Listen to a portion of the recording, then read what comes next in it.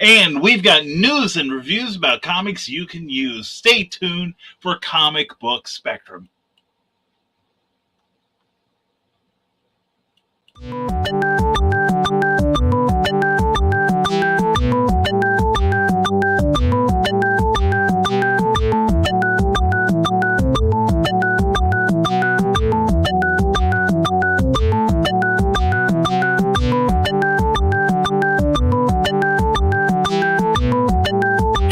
Seconds.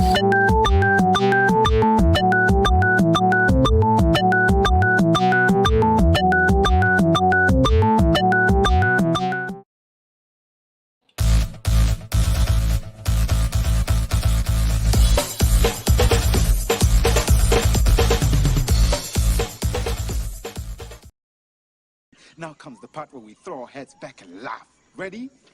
Ready! How dare you!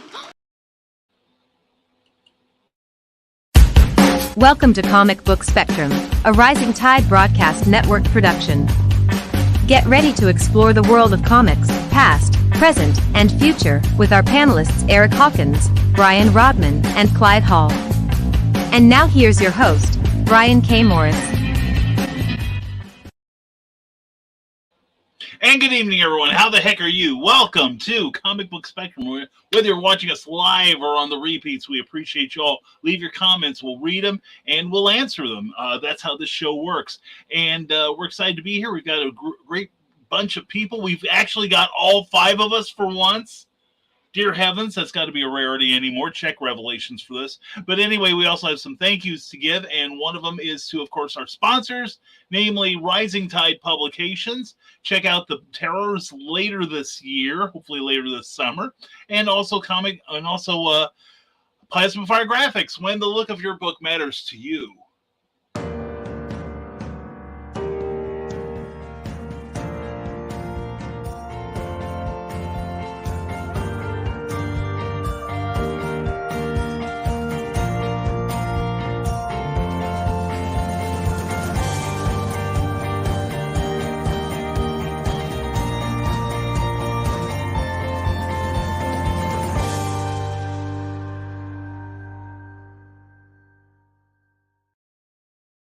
Books, whether they are novels or comic books, deserve the best cover you can put on them.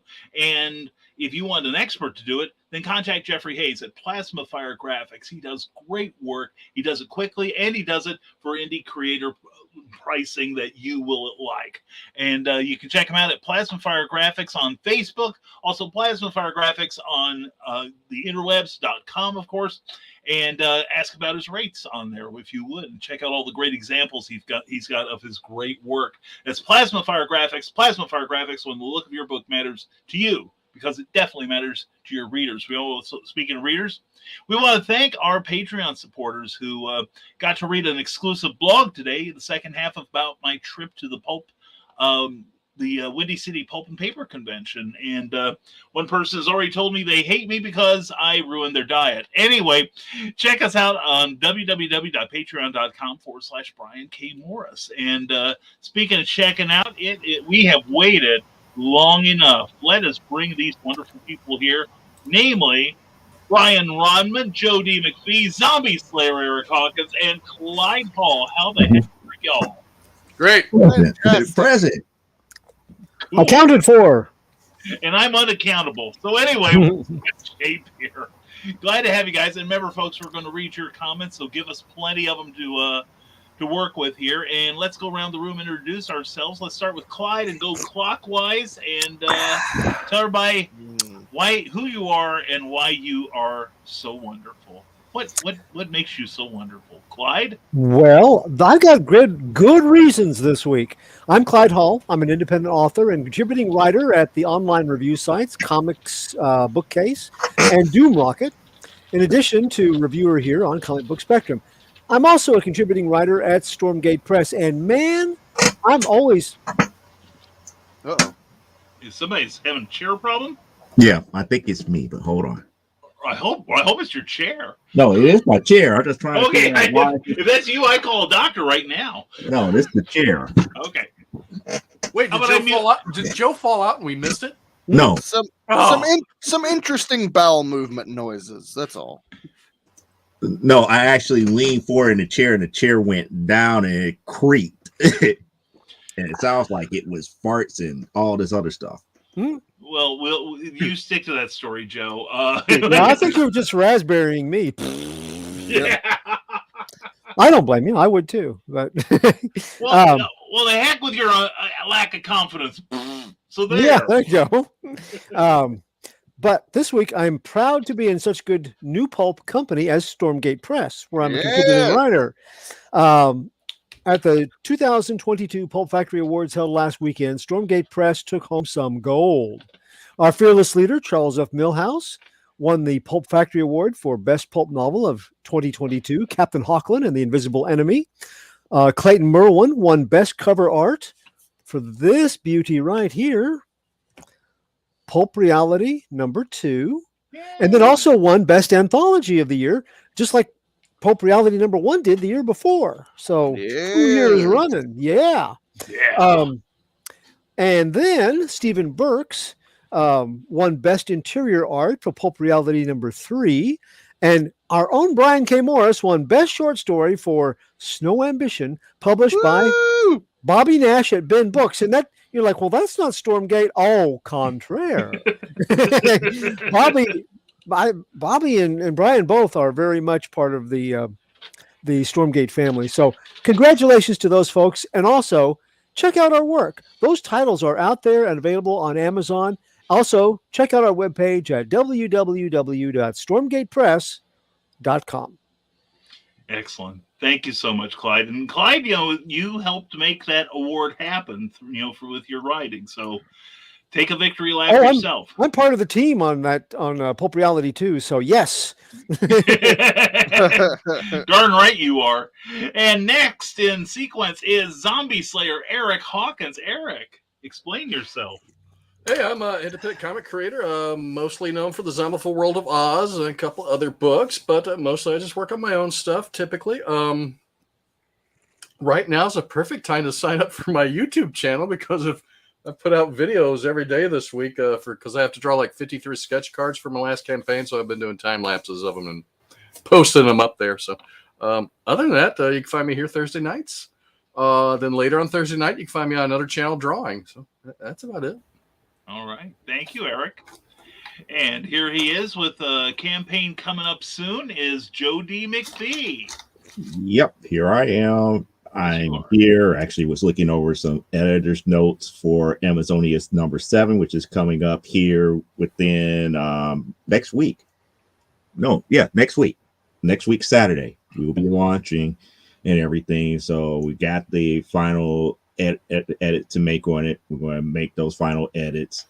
We're going to get ready to send it to get our proof copies, and we should be able to rock and roll here very, very, very soon.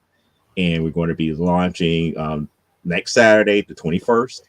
So you can catch myself, which is going to be hosted by the award-winning. Yeah, I can actually say that now. Yep,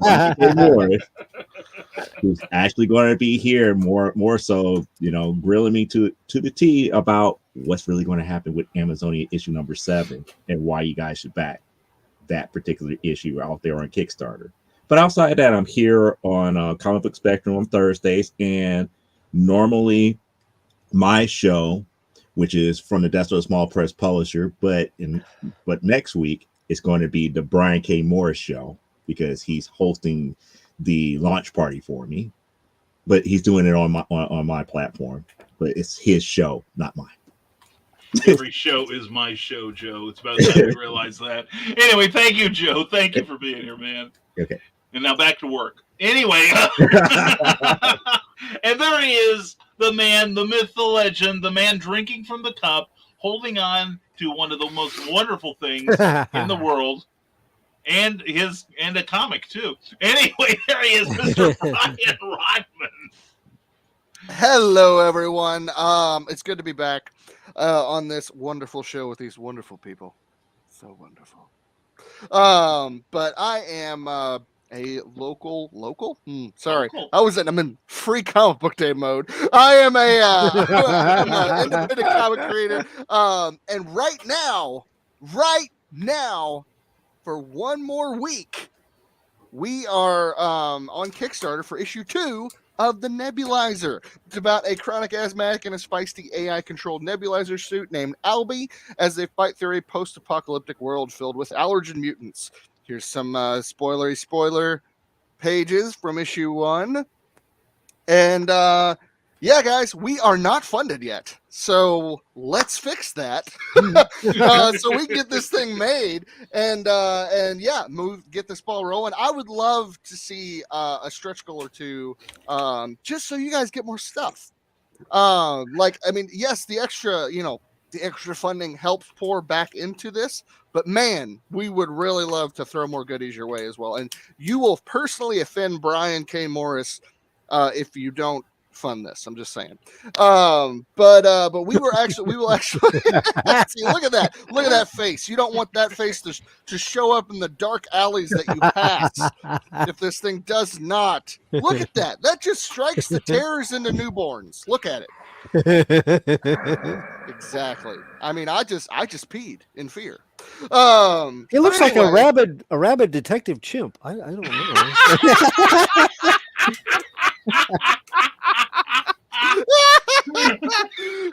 Which is a frightening concept. I've read Shadow Pact. And if you wish, that can be a new Nebulizer villain down the road. But anyway, guys, to get that villain down the road, we got to get this guy funded. So help us get there. We're like $350 away from being funded. We have a week left. We can do this. Let's do it with our powers combined. Head to brianrodman.com. Check out all my other stuff. I'm not really worried about that at the moment because I'm worried about this right now. So you need to head here, bit.ly/mighthead, or go to brianrodman.com, click on that Kickstarter symbol, and it'll take you right there. That's all for me. All right. Hey, you forgot something. Clean up his pee. Aren't you in a local book as well? Yes. Yeah. Yeah, I'll talk about that later. Okay. Okay. See that you do. We'll hold you about to it. Patreon? I'll talk about that later. Yes. I have too much stuff going on to go over all the stuff. Just go here. Just do this. That's what I'm worried about right now. Yeah. Priorities. Yeah. And speaking of people who have too much, thank you, Brian. Speaking of people who have too much to do, hi, I'm Bobo. Anyway, and yes, I am the award-winning author. I can now say, yes, thank you. I'm just now wrapping my head around the concept that I'm respectable now. But anyway, no, I'm Brian K. Morris, independent publisher, freelance writer and editor, award-winning author. I gotta get used to that. We're dropping the playwright thing. Facebook famous YouTuber and former mortician's assistant. We're currently working on an article for Flinch Books, a pitch that we put together at or modified at Windy City Pulp and Paper. And by the way, I just sent in the money. I'm getting my tables next year. My tables. Yay. And what else?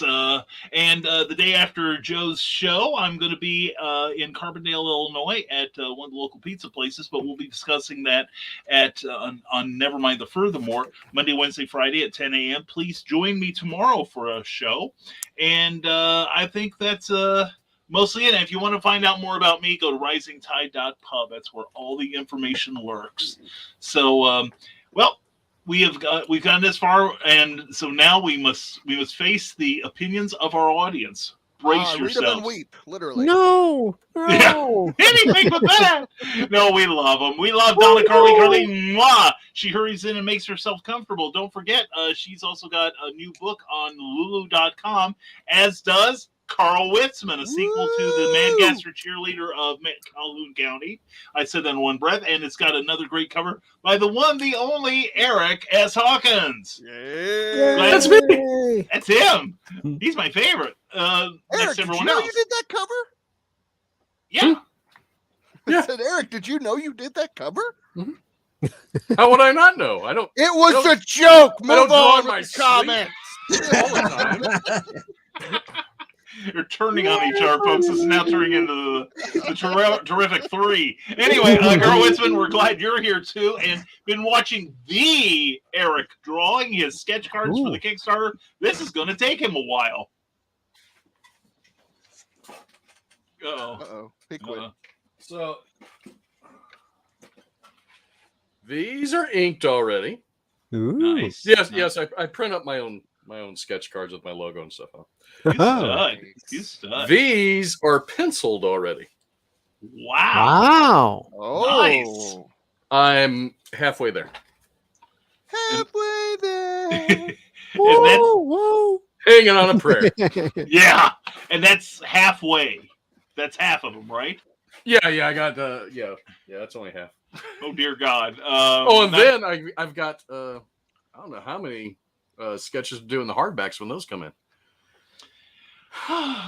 And you thought it was bad when we did Spencer Spook. Well, yeah. We had a bunch of sketch covers for that too. But I had a bunch of sketch covers last campaign, and with the first campaign, I skipped on issue 2. Right. I skipped sketch covers this issue because I was doing sketches inside hardcovers to get people to buy those for the sketch. Right. And so next campaign, no sketches. You'll only get sketches every other campaign from Eric S. Hawkins. So $500 commissions. That's it. Not a damn penny less. Carl Witzman observes that by the time he gets to card number 40, the grandkids will be drafted to help finish. Who says he's waiting? Carl, where is everyone else? Did they get invited to a barbecue? We were left out, and Donna says they better not. I love a barbecue.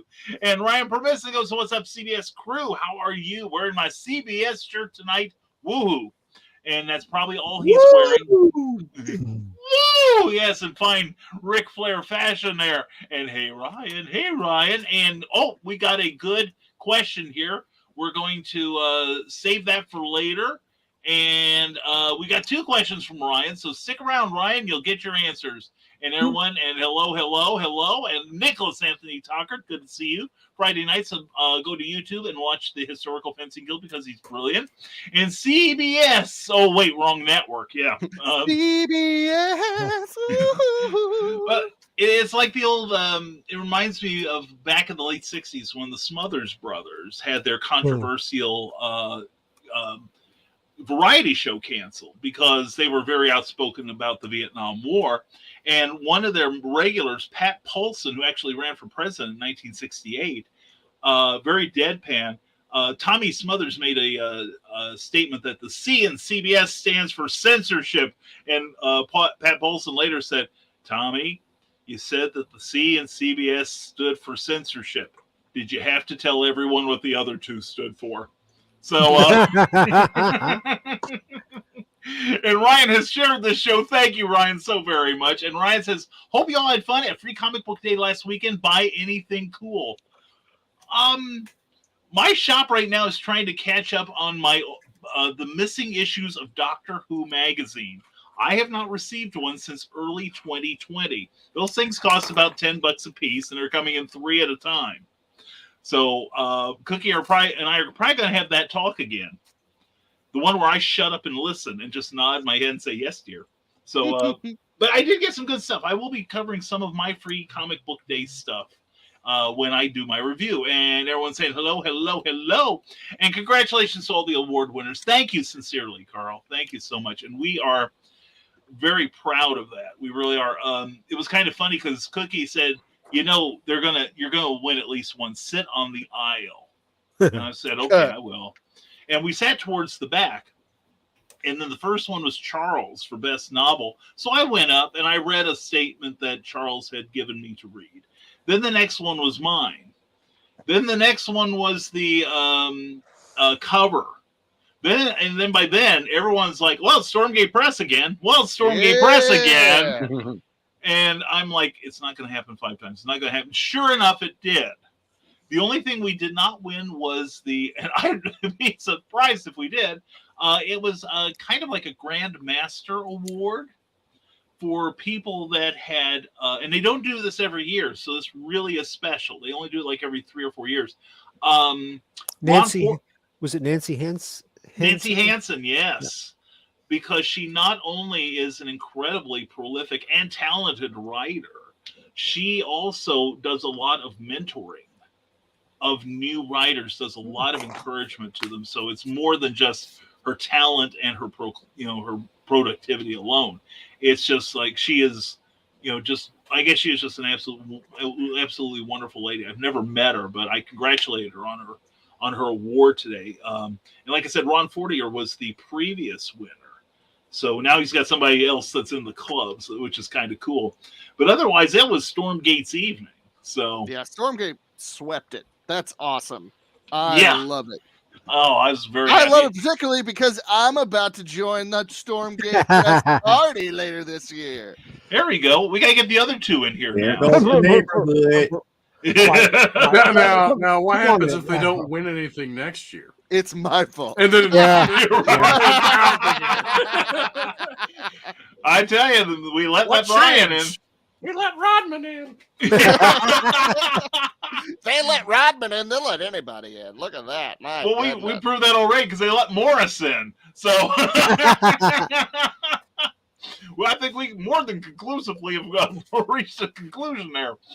So anyway, Donna says, congrats again to all the award winners. Well deserved. Thank you so much, Donna. Sincerely, really. And Jody never stops working, says Carl Witzman. He's a multitasker. He even repairs office chairs while on camera. And we just had a comment dump. This is the first time we've had a comment dump in weeks on the show. So that's pretty interesting. And we have a Luna sighting. Yep. She made her grand appearance and then she ran away. That's right. She said her piece, wiggled her tail at us, and she's done. And put that comic down. You're blocking Luna. And too much to do, says Dan Hollifield. Dan, glad to see you. Check out Last Man Standing. It's going to be tonight at 11 p.m. on his channel. Also, Stupid O'Clock before that, 9 p.m. All great conversation shows. Glad to see you here. And hey, Dan, says Donna. And Donna asks, who told BKM that winning an award makes him respectable? Good point. But everybody's really nice to me after that, so that was really cool. Like I belong there or something. And Ted Davies, good evening, superheroes. Good evening to you, young man. How are you? Check out Ted's Variety of great shows on YouTube on Ted Davies Artistry channel, and give him a subscribe and don't spoil his evening, Donna. No. I'm still, I'm still surfing that high from getting the award. I really am. And Halfway to Paradise, I love that song. That's a great song by Tony Orlando. Hey, Ted, and Vengeance Productions says Vengeance is here. Well, it's about time. We've been waiting for you. Hope you're doing well. And I miss Dan sneaking in. Well, he's here. There he is again. And now it's you, Carl. And there we go. And thank you all for your comments. We welcome them during the course of the evening because we've got, and Eric is practicing his Kung Fu grip there, I think. Yes. I've drawn so much over the past few days that my hands are just worn out. Oh, I bet. Poor man. And Dan says, yeah, I'm taking lessons from the Shadow these days. Oh, very cool. Very cool. So, with that, we got to tease. We got to start the tease for Joe now. Joe, if you'll take a moment and get ready. No, I'm ready. I'm just up here like whenever it's the cue. Just okay, like they do on TV. Welcome to Comic Book Phone. We have brand new selections. Please pay close attention as our menu has changed. For those who want a review of Flashpoint Beyond #1, please press 1. For those who want a review of Strange #1, please press 2. For those who want a review of Hit Me #1, please press 3. For those who want a review of Captain Carter #2, please press 4. For those who want a review of Glit #1, please press 5. For those who want a review of Carriers issue #4, please press 6. Please select now. All right, folks, you heard the man. We've already got some votes coming in from young Mr. Eric Hawkins. I choose one because I don't want to read it for myself. I just want to hear about it. And Vengeance Productions wants number 1, and Vengeance goes, I was Vengeance before he was. And Nick Talker says, wait, Vengeance snuck in? Someone is reviewing a Batman title? No, we had the Bat titles killed because we're doing only Superman stuff now. So I voted too, so I can see that Scott Campbell cover again. There you go. That's a good reason, though. Yeah. Carl wants 4, Donna wants 2, Ted wants 4, and Dan Holofield wants 2. There we go. All right, keep those votes coming in, folks. We will be handling that afterwards. And I think about doing my own. If you want me to review this comic, vote 1. If you want this comic, vote 2. How are you going to know which ones are for Joe and which ones are for you? Yeah. I hadn't thought this through. See, this makes it more interesting. Press A. Yeah, there we go. There we go. And wait a second. Damn it, Vengeance is getting upset. And you know it's bad when he starts referring to himself in the third person or the first person here now. Don't somebody get that guy a Snickers bar, okay? If it's a guy. If it's not a guy, get her a Snickers bar. Anyway, so what you say he or she is turning to Betty White? That's right. That's right. They're dead? I was trying to figure out a graceful way to say that, Eric, but thank you for beating me to it. No problem. Yeah, Eric will be Grace joining. is not my repertoire. Eric will be joining the diplomatic corps next week. So who would like to go first? We will get. How about Eric? All right, Eric. Let's get this out of the way. Yeah. Uh-oh. Yeah. Brace yourself, people. I need it. Oh, Say it ain't so, Eric. I didn't buy this week, but sit with my new books because I'm reading through it. That's a good book. Yeah, not too bad. So, okay. So the book I've liked the most. I only read one story, and there's 3 stories in it. I really love the artist that did the first story. I haven't read the story yet, so I skipped to the second one because it had Spider-Man in it. But Moon Knight, Black, White, and Blood with a squish cover. That's a fun word. Sienkiewicz. There he goes. Very good. Yeah, I had to correct a bunch of YouTubers last week on that. Whoa. That's a full-time job. But it's the first story. I really don't know what's going on, but I like Chris. I don't know how to pronounce his last name. Baklava. Baklava. It's not baklava because baklava is delicious. Because my mom worked in a Greek restaurant when we lived in Detroit, or when she lived in Detroit, and I was born there. Then we moved down here, and that's where she learned to make baklava. So she would make it every Christmas. Nice. So this book from Dark Horse, Tales from Harrow County. Oh, there's the name, that little bastard. So I didn't even read this. And once I opened up and saw bun on the inside, There it was done. Ah. Really? It was like that? You did get past the credits page. I saw his name. I was like, nope. Hard nope on that one. Nope, not going to do it. Now this one caught my eye. I thought it was a really cool cover. Grimm from Boom Studios, #1, by Stephanie Phillips, and Flaviano is the artist. Yeah. Does he have a first name? No, he's just Flaviano. Well, he does, but he's trying to go by the one. Flaviano. And fancy. Rico Renze. So, and the art, I really like the art in this book. Babysitting a dog, so we got 3 over there now, and this one's been barking nonstop. Mute his microphone. Yeah.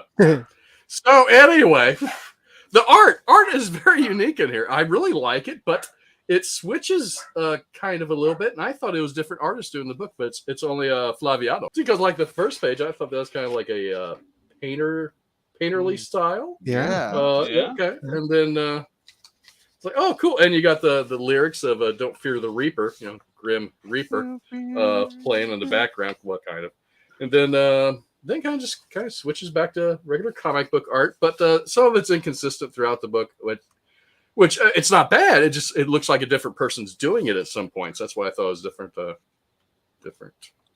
But basically, it's a story of a Grim Reaper and I guess a group of Grim Reapers, because you meet other Grim Reapers in the book as well. And a guy. Repai? Repai. Oh. The Grim Repai.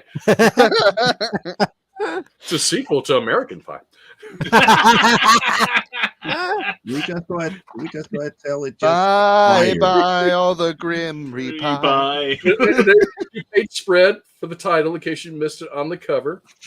I know everybody in here loves those. It opens up with this character here. He was in a car accident, and he's laying away from his car. He sees it's all messed up. Then he finds out the Reaper's there, and well, he's dead, and he just doesn't understand why. Which okay, I get past that 2-page spread again. He doesn't understand why, because he goes, "What the hell are you talking about?" He says, and he's so confused. He says that twice in the same page. The story is very interesting. She's got to ferry this dead person, because that's what she does. She's a Reaper, so she takes them to the afterlife, where they have to sit in a waiting room, kind of like Beetlejuice. And, but it's a larger waiting room, because I mean it's massive. Wow.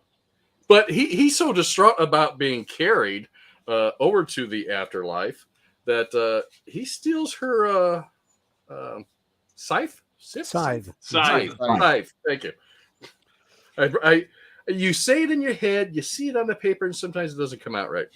So he steals it, and that's when you see some of the other Reapers. Which this page I also thought was done by a different artist, because the punk rocker there, who's a Reaper, and the other guy, and then got like a barbarian Reaper.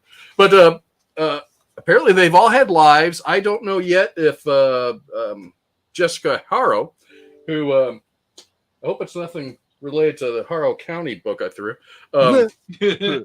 She doesn't remember how she died or anything really about her life, but apparently some of the other ones do, which was surprising. So there's something going on with her, but they go back, and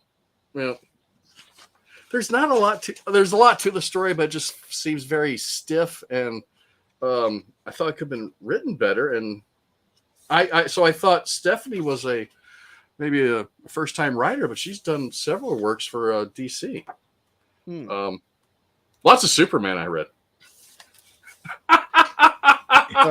No, I didn't see Superman, but I did see some Batman and Harley Quinn. So her Harley Quinn was really good. But she also wrote a Comixology exclusive, We Only Kill Our Own. Yeah. That I reviewed a few weeks ago. It was excellent work. Yeah. I don't know what happened here. She just kind of missed the mark. I don't know, it seemed lazy, or it's not very natural. The speaking, the dialogue is not very natural. It didn't seem to me. And maybe it's just because this main, or I guess the second main character, the guy that's dead, who doesn't want to be dead, who goes around stealing stuff, so he'd go see his ex-girlfriend, who's with another guy. His dialogue was really bad, I thought. I'm not going to throw the book, because I dig the art for the most part, and I don't know if I'll pick up a second issue. It didn't win me over at all. I gotta give it like a 4. Wow! Ooh, dang! Yeah. Wow! I've got to really hammer it, because her being an established writer, that should have been a lot better than that. A whole lot better. So a 4 out of 30. That's a new record. But this was a 10 out of 10. If you don't have straight back to this, I do believe this is available on the Nebulizer campaign. Is it not? It is. It is an add-on. You are correct. Yeah, you can add this on and look at all these pages. Look at all the pages. Look at the pretty colors. And it's good stuff. I better see a sound effect in here. Oh, you might. So skip Grim and go back to Nebulizer and throw that on as an add-on. There you go. Excellent. Thank you, Eric. You're welcome. All right, that was beautiful. I reviewed Grimm #1 for Comics Bookcase this week, and I saw some of the reviews after I submitted mine. I looked over at Comic Book Roundup, some of the reviews, and I'm like, did we read the same book? I think because Like mine monkey was meat. mine was 7.5, and I thought it was good enough. It set hooks lightly. It has a pretty good payoff at the end to make you maybe pick up the second issue, maybe. But this is something either death that has become human, like Meet Joe Black, or humans that have become death, like Dead Like Me TV show. Right. This, I'm like, okay, well, if this breaks some new ground, great, or infers that it's going to. It pretty much didn't, and I think that some of the younger readers, I mean, it is very stylish. The look is interesting, but I think some of the younger readers, they don't know any of those things, so to them, this is all new stuff. But if you've read any of those things, or you've seen Death Takes a Holiday, any of those kind of things, it's sort of like, okay, yeah. And I tell you what, some of the dialogue, she's hates the world. She's young, and she just okay, well, you could just take about any dialogue from the main character from Dead Like Me and slap into her place, and yeah. Because that was Dead Like Me is a good show. It was very well done, and that's what I mean. I Good show. expected to go someplace different, and we kind of didn't. So, And you give it a 7.5, Clyde? I did, because I thought the art was good. It does establish some things. That last page has got some. That last page, and when I was reviewing it there, I looked at the last page again. I was like, no, I'm still not going to buy the next issue. I mean, that was interesting. It was very interesting. I was like, no. But it got a lot of 10s and 9s, and one of the variant covers was bringing $150 on eBay this week. So, there are people out there that will the like real it. reason why they were doing 10s and 9s, because they probably got the investment mind. Kissing speculator Butte, baby. I don't know. But, Yeah. And it's a shame, because the girl at the shop who she loved Daisy, and we would talk about Daisy. Oh man! That she recommended, when I was big. Oh, this is really good. Let me know what you think next week. I'm like, okay. Ew. I'm not going to bring it up. That'll be the thing that This we're not sucks. doing. Yeah. Here, let me give you a better book. Let me bring you Memoirs of an Angel. Right. Tell her I will ship them some books if they're interested, just so that they know. And I didn't know the writer's name.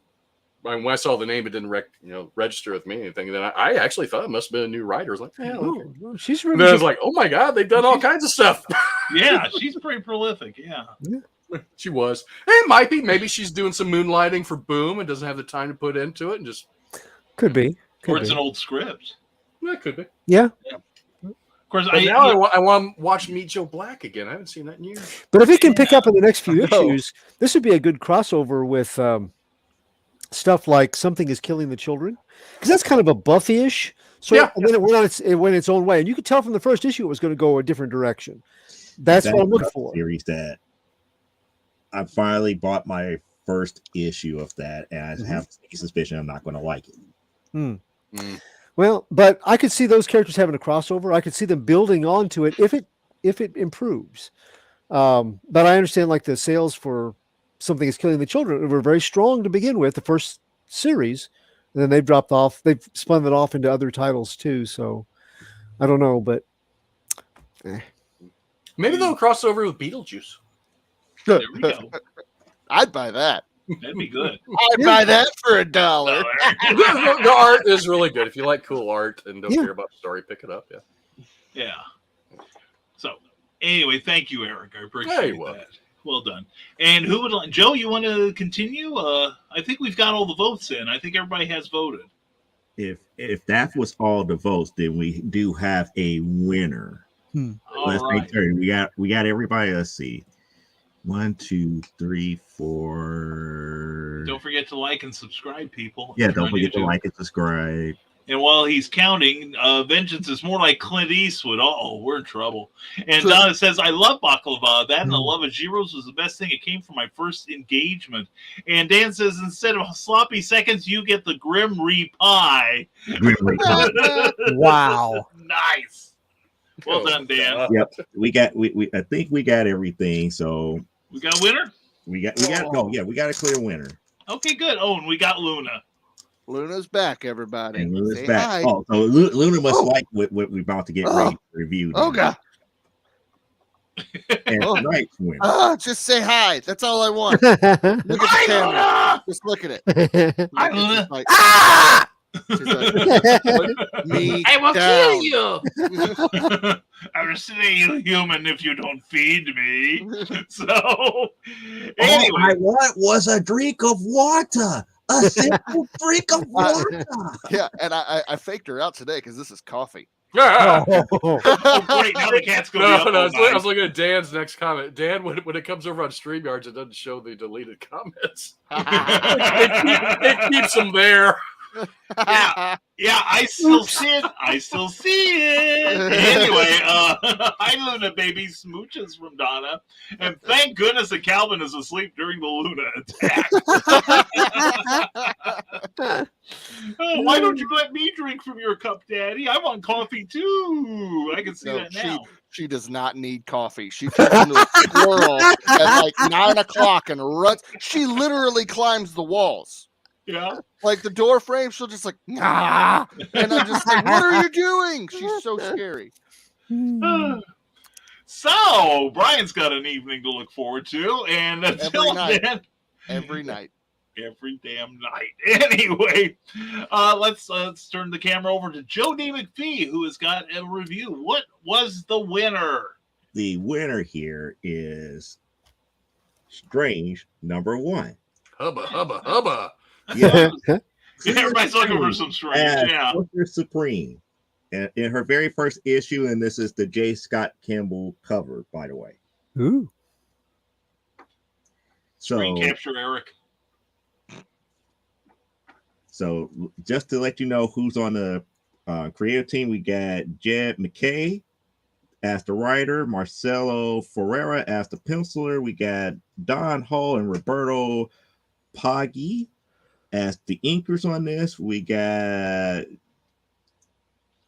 Java Tagliar. That's a J. I'm just making certain. It's like I'm comparing it to all the other letters. That's a J. Java Tartaglia, as well as Felipe Sobrerio as colorist. And they got they hired out a no, actually it's Corey Pettit that did the lettering here.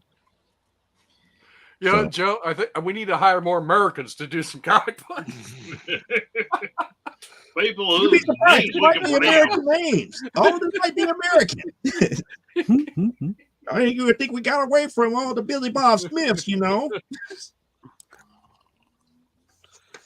So, with that being stated, we got Clea starting out in her very first battle as Sorcerer Supreme against the Harvestmen.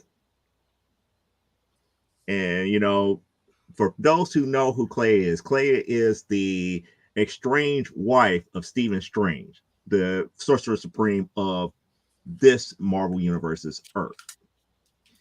So once he had passed, Clea has took over his mantle.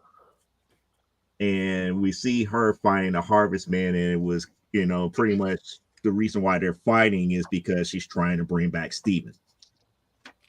We don't know why or you don't know how, but after the first 2 pages, we get, again, something that annoys me. Spider-Punk #1. It's like, really? We just got a brand new #1. It's like, get advertisement for anything else. It's not good enough. Every Spider-Man has to have his day.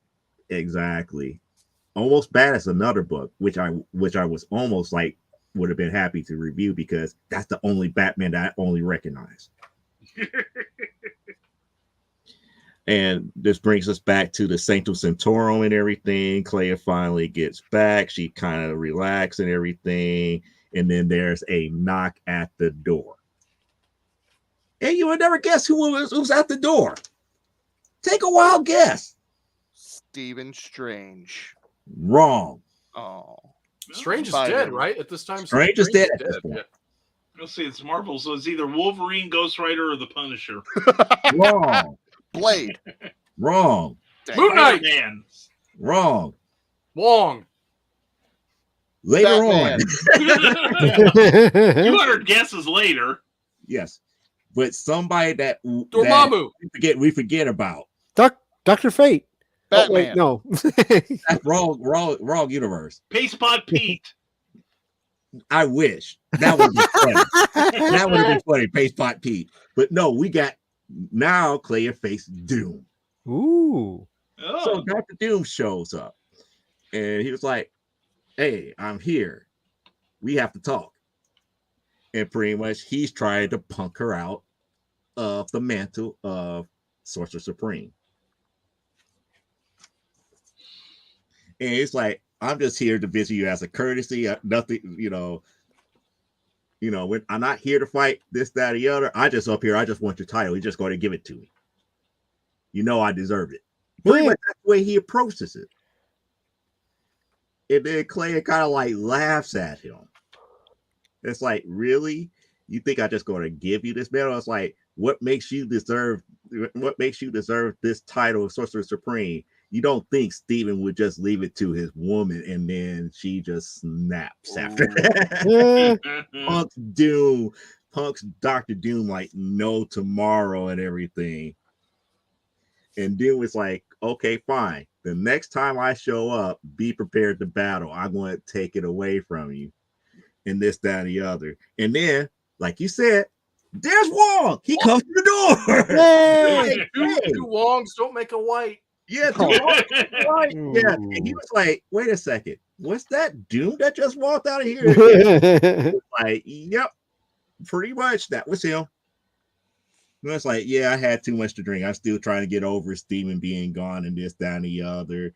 And Clay was like, yeah, you look like hell. Let's go get you sober up and this, that, and the other. We have to go get some non-earth coffee because you can't drink anything but like this other blend of supernatural coffee. So they go to like this one shopping area. I mean, they're literally walking in the middle of the stream till they get to this one area, and then everything changes. So they're there, they're there and everything, and they're shopping and perusing and everything, and then this group of people just shows up out of nowhere and whatnot, causing havoc in this little bitty shopping area.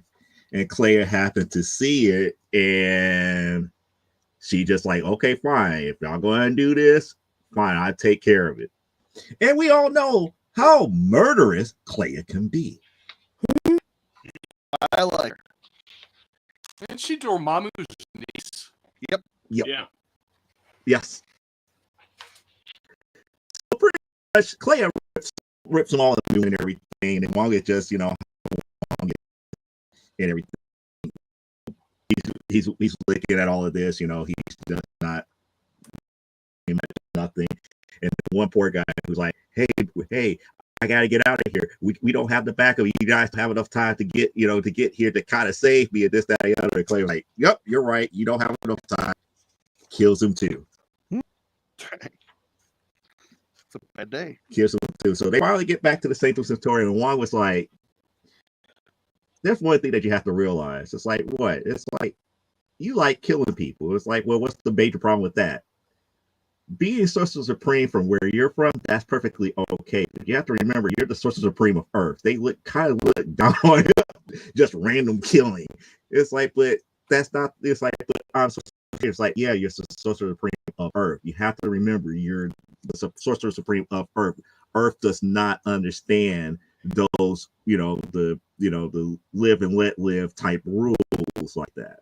So, kind of like Wong doing his job is like, hey, you got to be mindful of that. It's like not trying to make you, make you change your way or anything, but sometimes a little bit more restraint may be needed, even though this is what you're accustomed to.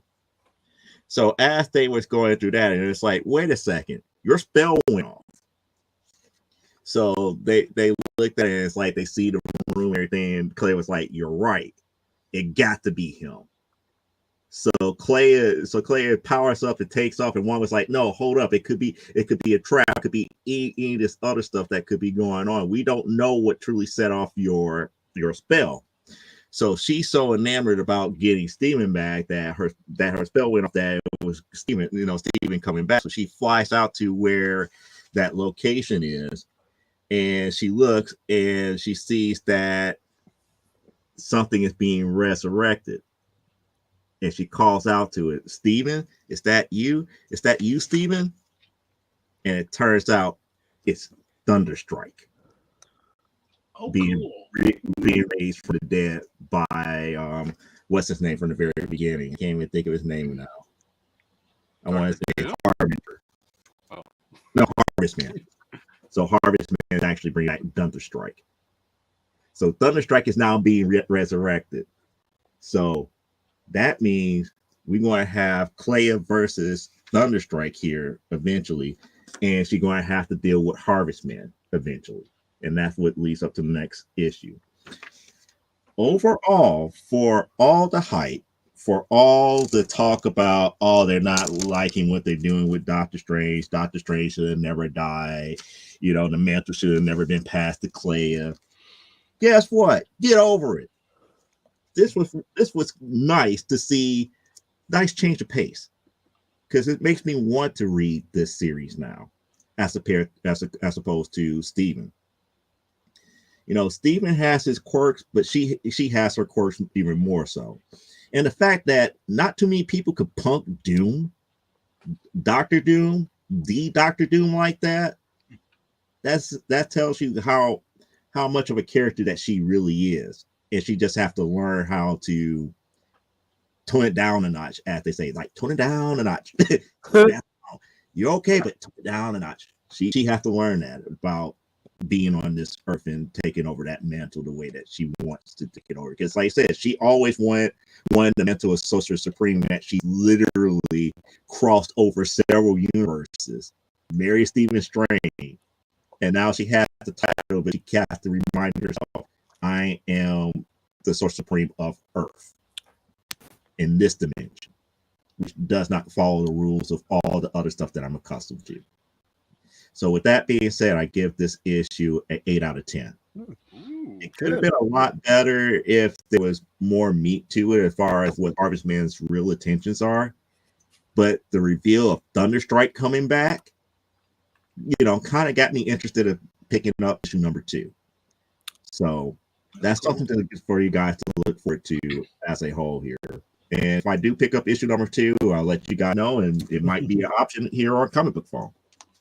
There we go. Cool. Excellent, Joe. Excellent. Well, we have a late guess here as to who was outside the door. He'd come in through the window, Carl. The door. He would have already been up in there after she turned around. After it's like, who's at the door? I'm Batman. She would have turned around, then she would have killed him right then on the spot. How dare you just enter in Sector Centaur like that? Whoom. No, actually, if it had been in the right comic, she turned around and he was already in there. So, right. Jennifer Hawkins, hello, Jennifer. Wow, just joined, and here he left it to a woman. What kind of show is this? And everyone's saying hello. That was Dude's reaction. It's like, he wouldn't leave this mantle to his woman, and she just snaps. Exactly. And enjoy the Fab Five tonight. I am pulling my wife card next week. All right. Week is our 10th anniversary. Oh, that's right. That's right. Congratulations. Well, I won't be here. Where will you be, just in case Jennifer asks? Yeah, nowhere. Nowhere for you guys to find out. Wise man. Yeah, smart. That's when we got married. That's the thing we did. Everybody's like, "Where are you going for your honeymoon?" And we told them like all kinds of lies. We just went back to the apartment. So, because otherwise I can see this trail of cars going after us. And Carl says, "Sounds like the Eric Hawkins will have things to do next week." And happy anniversary! And Thank not you. driving through Yellowstone. Yeah, we had a lot of plans this year, but then a lot of kids are getting married this year. Yeah, two of our 5 are getting married this year, which is that the last one? Yeah, that'd be the last. That's the last one. That's right. That'd be the last of them getting married, and they both chose the same year to get married, of course. And there's 2 more grandkids on the way, so we get total of 10 grandkids total when those 2 are here. So yeah, it's a money pit. Kids are a money pit. That's why I wisely invested in comics and not children.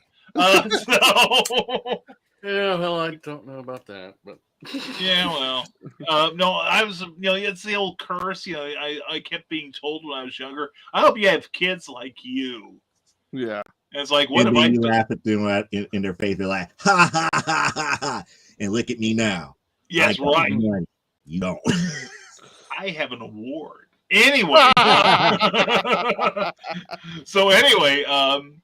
So thank you, Joe. Thank you. So who would like to go next? I'll go next. All right. Whoa, Brian Rodman is Coffee. If Luna left him any. But anyway, and Donna says happy early anniversary, Eric. Thank you. And Jennifer. That is sweet. That is great. So anyway, here he is, ready and willing and driven by caffeine. Here he goes, Mr. Brian Rodman. Take it away, Brian. Hello, everyone. Welcome to my office.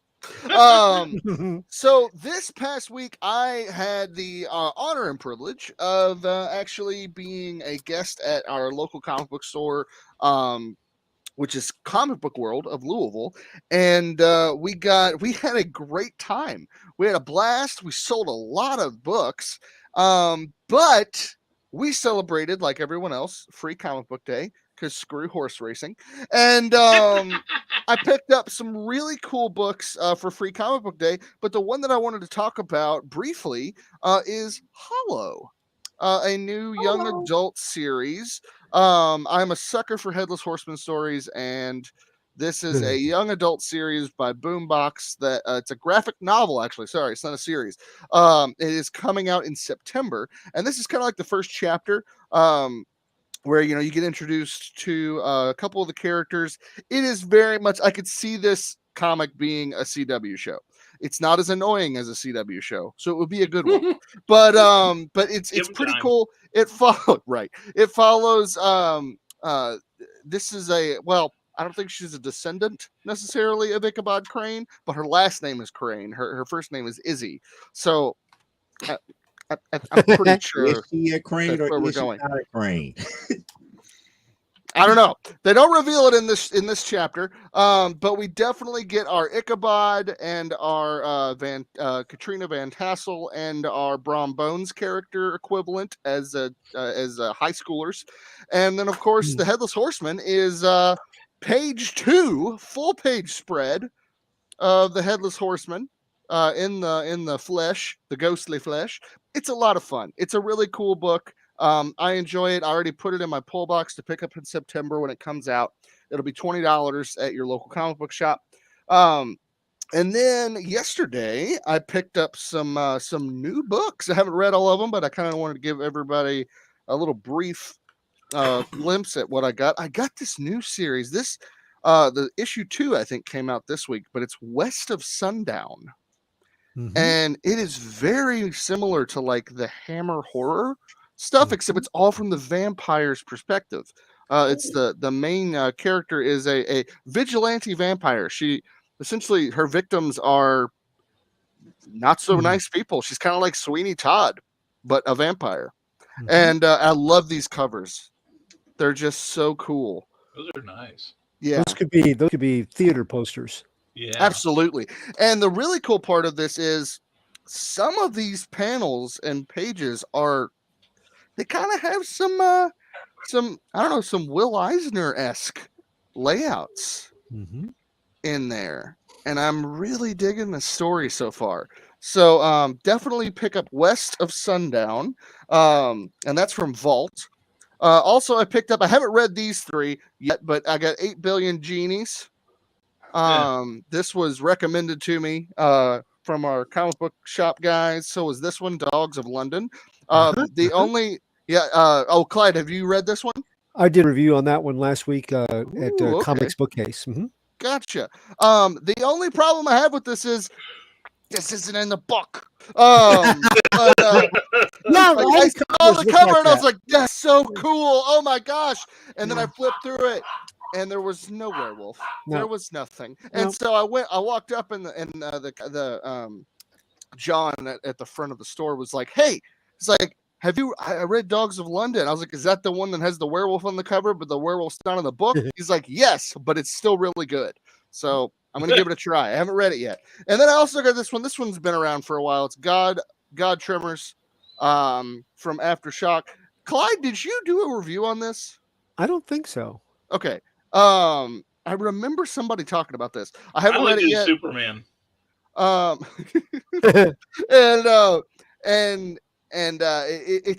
love the premise. It says a 19th century Gothic horror tale of exorcism, demonic worship, and epilepsy.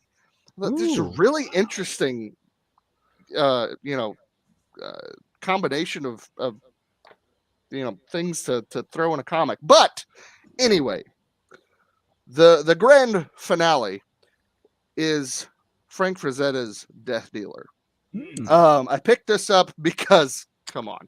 And issue 1 came out this week. It is, I believe, essentially the comic book adaptation of the illustrated novel series that came out in the 80s.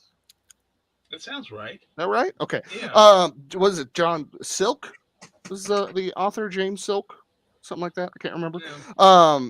He has nothing to do with the comics, though. And the story is by Mitch Iverson. Art is by Stefano Martino. Colors is by Antonio Delgado. Letters is Jacob Baskey. And there were a ton of different covers. I chose the Frank Frazetta one because how are you going to get this book and not get this cover? Come on. And just a brief overview. I don't want to get into it too much. I do want to really highlight the amazing skeleton horse that is on page 2. Come on, Claire. There you go. Look at that. And that's the entrance of our main antagonist, whom we don't know who that is yet. He's on at the very beginning and the very end. But I'm looking forward to it, especially with Death Dealer. So Death Dealer, this is what it looks like with the hood off. No, Little Harvey Dent action there. And I guffawed a little bit because he just stares at this poor peasant and he melts him just by staring at him. And I was like, good grief, the poor guy can't afford a house. He's barely, able to make ends meet. And this writer shows up asking for the Death Dealer, and he just stares at him. And the guy withers away like he's in an Indiana Jones movie. He lost the coin toss. So then we flash to the Death Dealer hunting his meal. Wait, was that a quiz showing he didn't beat the buzzer? I don't know. That's a bad punishment. Doesn't even get a copy of the home game. Right. Death Dealer is hunting for his dinner, and he gets, it's actually a pretty cool moment. He goes up to the deer, and he's like, "Thank you for your carcass. I will absorb your energy." A lot of weird high fantasy words, but it's pretty cool. And then he hears a baby cry, and so, side note, this book is not for kids. If you haven't already noticed from the violence, there's some other stuff too. It's not gratuitous. It's tastefully done. Not for kids. And so I'm just gonna censor this a little bit. But this is a really cool one-page spread. There is a mother and her baby getting attacked by a pack of wolves. And Death Dealer comes and saves them. And then it turns out that she is a witch. Oh. And she just annihilates those wolves. And I'm like, why didn't you do that before Dealer showed up? That was kind of my only critique of this story. I was like, that doesn't really make any sense. Put the baby down, whoosh the wolves away. Why'd you need big strong man to come save you? And so she tells him, "Hey, we're lost. We need a place that's warm to stay." And he's just like, "No." He's like, "I really, really don't want a baby in my cave that's gonna cry." And the funny thing is, I laughed at this. One of the wolves grabs Death Dealer's dinner, and he's just like, "Oh, my dinner." And I thought that was pretty funny. But he's like any good Conan the Barbarian. He takes them in, and this is, in my opinion, the coolest page. I love full page or 2-page spreads that just really show you the environment, and this does such a good job. He brings her to his cave and just shows. I mean, that's cool. Like, I would live there if I didn't have asthma. Like, this is so awesome.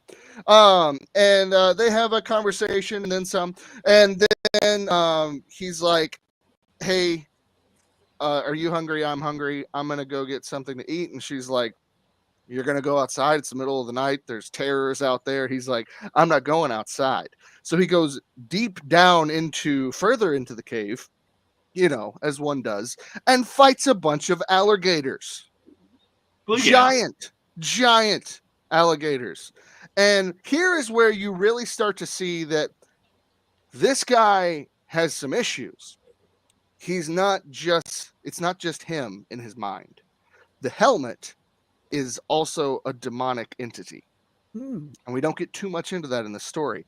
And I joked around in the Facebook message that we guys have on that there on the Facebooks, and it's this story is kind of like a serious headlopper.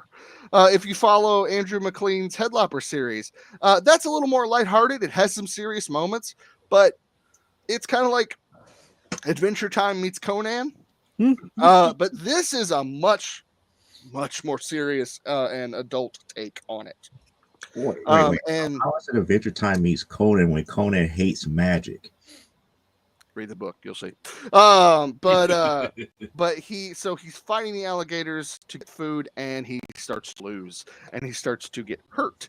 And so this demonic entity that's attached to his helmet, which is attached to him, which he states earlier in the book, he cannot take the helmet off. It's been wanting to take control of him this whole time.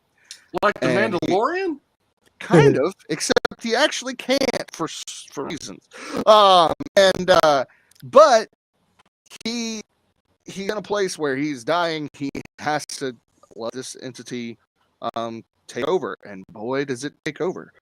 And I love it's so like, I don't know, like 80s He-Man cartoon. They have a moment where to allow the demonic entity to take over his body, they both say, "We are Death Dealer." That's just so cool to me. And then he goes to town on these alligators, just starts chopping them up. I mean, that's what's on the menu in the bayou tonight. Check that out. You know what I mean? Just drags it by a tail. And then when he gets back up, lady and baby are both gone. And he starts dramatically walking against the wind as one does. I mean, if I looked like that, that's how I'd walk too. And then you get the final full page spread of all the skeleton horses. All the skeleton horses for Eric.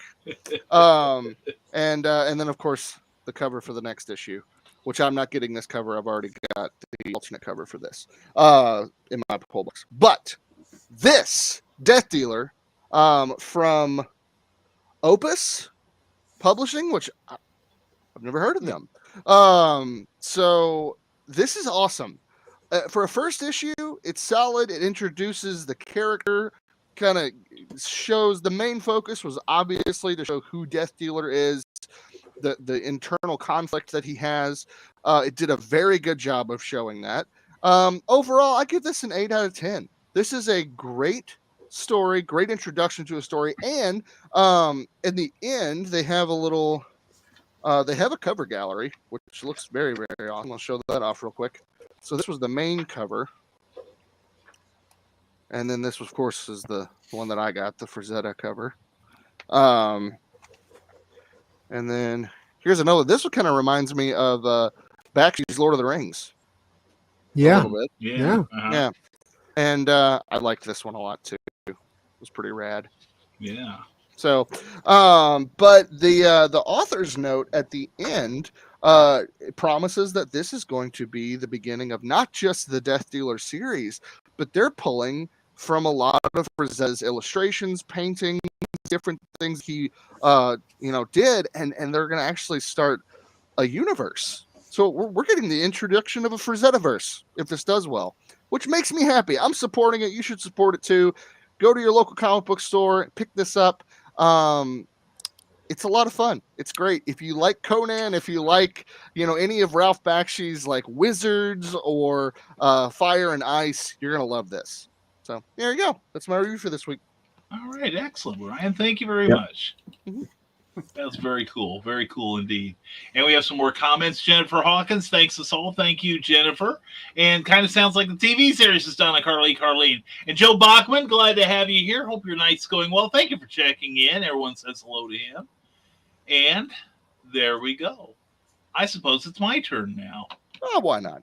All right, because somebody's got to lead into Clyde and make them appreciate him even more than they do. So anyway, thank God we'll get a good review now. Anyway, we got a bunch of stuff we're going to fly through. I'm not going to give numbers to all of them, but definitely check out back issue. The latest issue is number 134. I just got my copy in the mail. This came out last week, actually. And the reason Superman's on the cover is because they know what I like. Screw y'all. Anyway, no, but there's all kinds of great articles about foreign editions of Superman that were made during the 80s, some of which made it over to this part of the world, but also an article by also Superman illustrations by Jim Aparo. All right. Some really sweet Aparo artwork, a lot of his covers, plus an article by a buddy of mine, Eddie Zeno, on Kurt Swan and his work, his more contemporary work on the Batman family of magazines, some unseen pencil art. Ooh, I like Kurt that. Swan, nice. huh? Yeah. Isn't that gorgeous? And some uninked art. Article on the Evel Knievel promotional book. Some lost oddities, such as The Adventures of George Carlin, the most censored book in the world. Meet the Press, and What If Bob Mackie Designed Supergirl's Outfit? And let's see, Pebbles of Eden Age, Pebbles and Bam Bam. Then you can guess where it goes. An article on Marvel's custom comics, special editions, like one that was made for Planned Parenthood. And I wound up, I for some reason, I have like a dozen copies of it. Don't ask me why. Captain America Meets the Campbell's Kids. Background on what went into these special editions that you may or may not have seen. Also a eulogy to an old friend of mine, David Anthony Kraft. That was nice. Article, oh yeah. Kool-Aid Man. I wasn't sure if it was Kool-Aid Man or Andy Savage. Yeah, well, nobody's going to tell you if I'm all wet on the outside. Anyway. Tell me you saw that death battle between Kool-Aid Man and Randy Savage. Oh, yes, that's right. That's right. I forgot about that. And Lost Stories of the DC Explosion, based on some stuff by Michael Uslan, who went on to become, who was one of the early DC woodchucks, editorial assistants. And he went on to create the very first comic book college level course at the University of Indiana in Bloomington, and then went on to become the executive producer of the Batman franchise. Also, a collector's thing on special comics that came in a series of candy packs with the origins of the DC characters, and just a whole lot of really cool stuff. The variant covers from DC and Marvel. This is Back Issue Magazine, always worthwhile. Check this out. Get it from your local comic monger or from Books A Million or Barnes & Noble. Now, we also went to Free Comic Book Day and couldn't resist. Not going to give them numbers. But this was nice until I realized, I guess I caught it from Eric, but Cullen Bunn is doing a team-up book in Value Universe. Now, who could resist this? This is a tease for the best Archie comic ever, which is going to be a cross-continuity edition. Hmm. That sounds interesting. I've been enjoying most of those. And then the Overstreet Guide to Collector Comics, and you see that the Blue Baron's on here. And I've been singing his praises the last few months. And the interior art is by Brendan and Brian Frame, who are not household words but should be. Ask Cookie to show you her tattoo. They designed it. Okay, then of course I could not resist this. Yay, good stuff. And of course I was intrigued by this. Not bad. Looking forward to that. This is worth it for the front part of it, which is a story by Bruce Jones and Frank Thorne with Red Sonja. The last half is a teaser for an upcoming Colin Bunn stint on Red Sonja. So, you happy, Eric? Stop it before he buns again, please. Right. You're happy and you know it, throw the book. Now, I am happy because this was awesome. This feature for you Doctor Who fans, this is the Doctor that predates William Hartnell, as we found out from the last couple of seasons. This is called The Fugitive Doctor, and it has a tale of her from when she was part of, what is the name of that group? Division, when she was with Division, and it explains why the Doctor is so fond of Earth. Excellent story by Jody Hauser, an artist, Roberta Ingranata, and it's really, really good. This for me is it's a 10 out of 10. I give it points for being Doctor Who. It's good stuff. Now for my main stuff, a fairly light week, and it had been a little heavier, except this was supposed to have come in last week. We will review this big time next. Second issue of The Joneses. Haven't finished it yet, but it reads so far. It's good stuff. Just like the first issue, I'm already going to recommend it. And this is always a treat. There is a beautiful sequence in here where Batman and Jonathan Kent, John's grandpa, are having a heart-to-heart. And it turns out that John, his best friend was Alfred Pennyworth. Oh, no way. Yeah, and they used to call each other all the time. And, Batman saying, John's boyfriend has connections to a terrorist group. And, Jonathan is like, I think you need to line up, Bats. And he goes, how could you know? He starts telling about how Alfred was proud to be part of the Bat family. He goes, well, how could you possibly know what Alfred? And Jonathan said, because we spoke almost every week. And he goes, I didn't know you and Alfred spoke. He goes, you don't know everything, son. And then it goes into Batman saying, well, I'm worried about John's feelings for Jake could cloud his judgment being so young. And Jonathan goes, age has nothing to do with the decisions we make for love. I mean, you're a grown superhero, and Alfred told me you almost married Catwoman. Almost, yeah. And Batman goes, well, that's hardly. And Jonathan goes, is Damien's mother an assassin? What? I guess Black Label is not continuity. No, it's not. We don't care. Wow. We don't care about continuity here. Black Label they've said it's not. Yeah, Black Label is outside of it, so sorry. But anyway, he's saying, well, you almost married Catwoman. And Batman goes, that's hardly. Jonathan goes, now, is Damien's mother an assassin? That's so great. Yes. And it goes, that's okay. We've all been there. Martha and I were probably the most reckless of all. Love led us to raise an alien that fell from the sky. And then I guess I gotta buy this book. Dang it!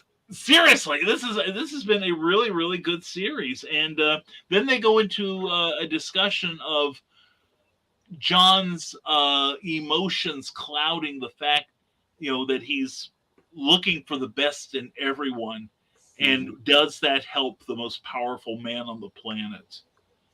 Solid 10 out of 10. Good reading here, and has some good touches, a triumphant ending, and a tease for next issue you got to get. So it's 10 out of 10 for that one. And then I couldn't resist this. Archie meets the cast of Riverdale. Yeah. Oh, God. It's a one-shot where, due to Dilton, you little twerp, he creates, of course, out of a 3D printer, a gateway into another dimension. That pulls the Archie versions, the CW versions of Archie into the Riverdale universe. Oh god, It's That's awesome. good. It's that's awesome. solid 9.5, if not a 10. It's worth it, and this is one I paid for. It's worth it, and it's a one shot, so it's done in one. It's funny and exciting at the same time. Now, Brian, if I can say this, if people who are not familiar with old school Archie, that's the type of stuff that Dilton can do in high school. Yeah. Wait until they age him up. We are doomed. He will be far beyond Reed Richards. We are doomed as doom can be. Well, he did something like that, of course, in the Life with Archie series too, and it's going to be difficult showing you, but it's like, but you can see here in this one panel with Archie and Dilton and Archie and Betty and Veronica, and then of course Betty and Jughead. Betty from the CW verse and the Archie verse, Jughead meet up at the same time. There's your sound effects for you, Eric. But anyway, I want to review this World of Krypton. The issue has been good. I have been enjoying this series by Robert Venditti, and the art, I've gotten used to it because I still don't think he's quite right for the book. I guess I'm so old school. I'd rather have seen like a Murphy Anderson or an Irv Novick, something a little more concrete. But it's Michael Avon Emming, and it's not too bad. But anyway, it's a good, solid story. It's a political story. I like the little Easter eggs in here about how Jor-El's brother, keeps talking about looking for a survival zone. And back in the old Action Comics, I think Jerry Siegel was the writer of Supergirl at the time, and they explained that the citizens of Argo City actually escaped the destruction of Argo City by basically going into this side dimension. It's kind of like a left-hand turn out of the Phantom Zone called the Survival Zone. It wasn't quite as harrowing, I guess. They do leave room for a potential sequel, and of course, you gotta love it when Jor-El is gonna beat up General Zod, and look at what kind of armor he chooses. Yes.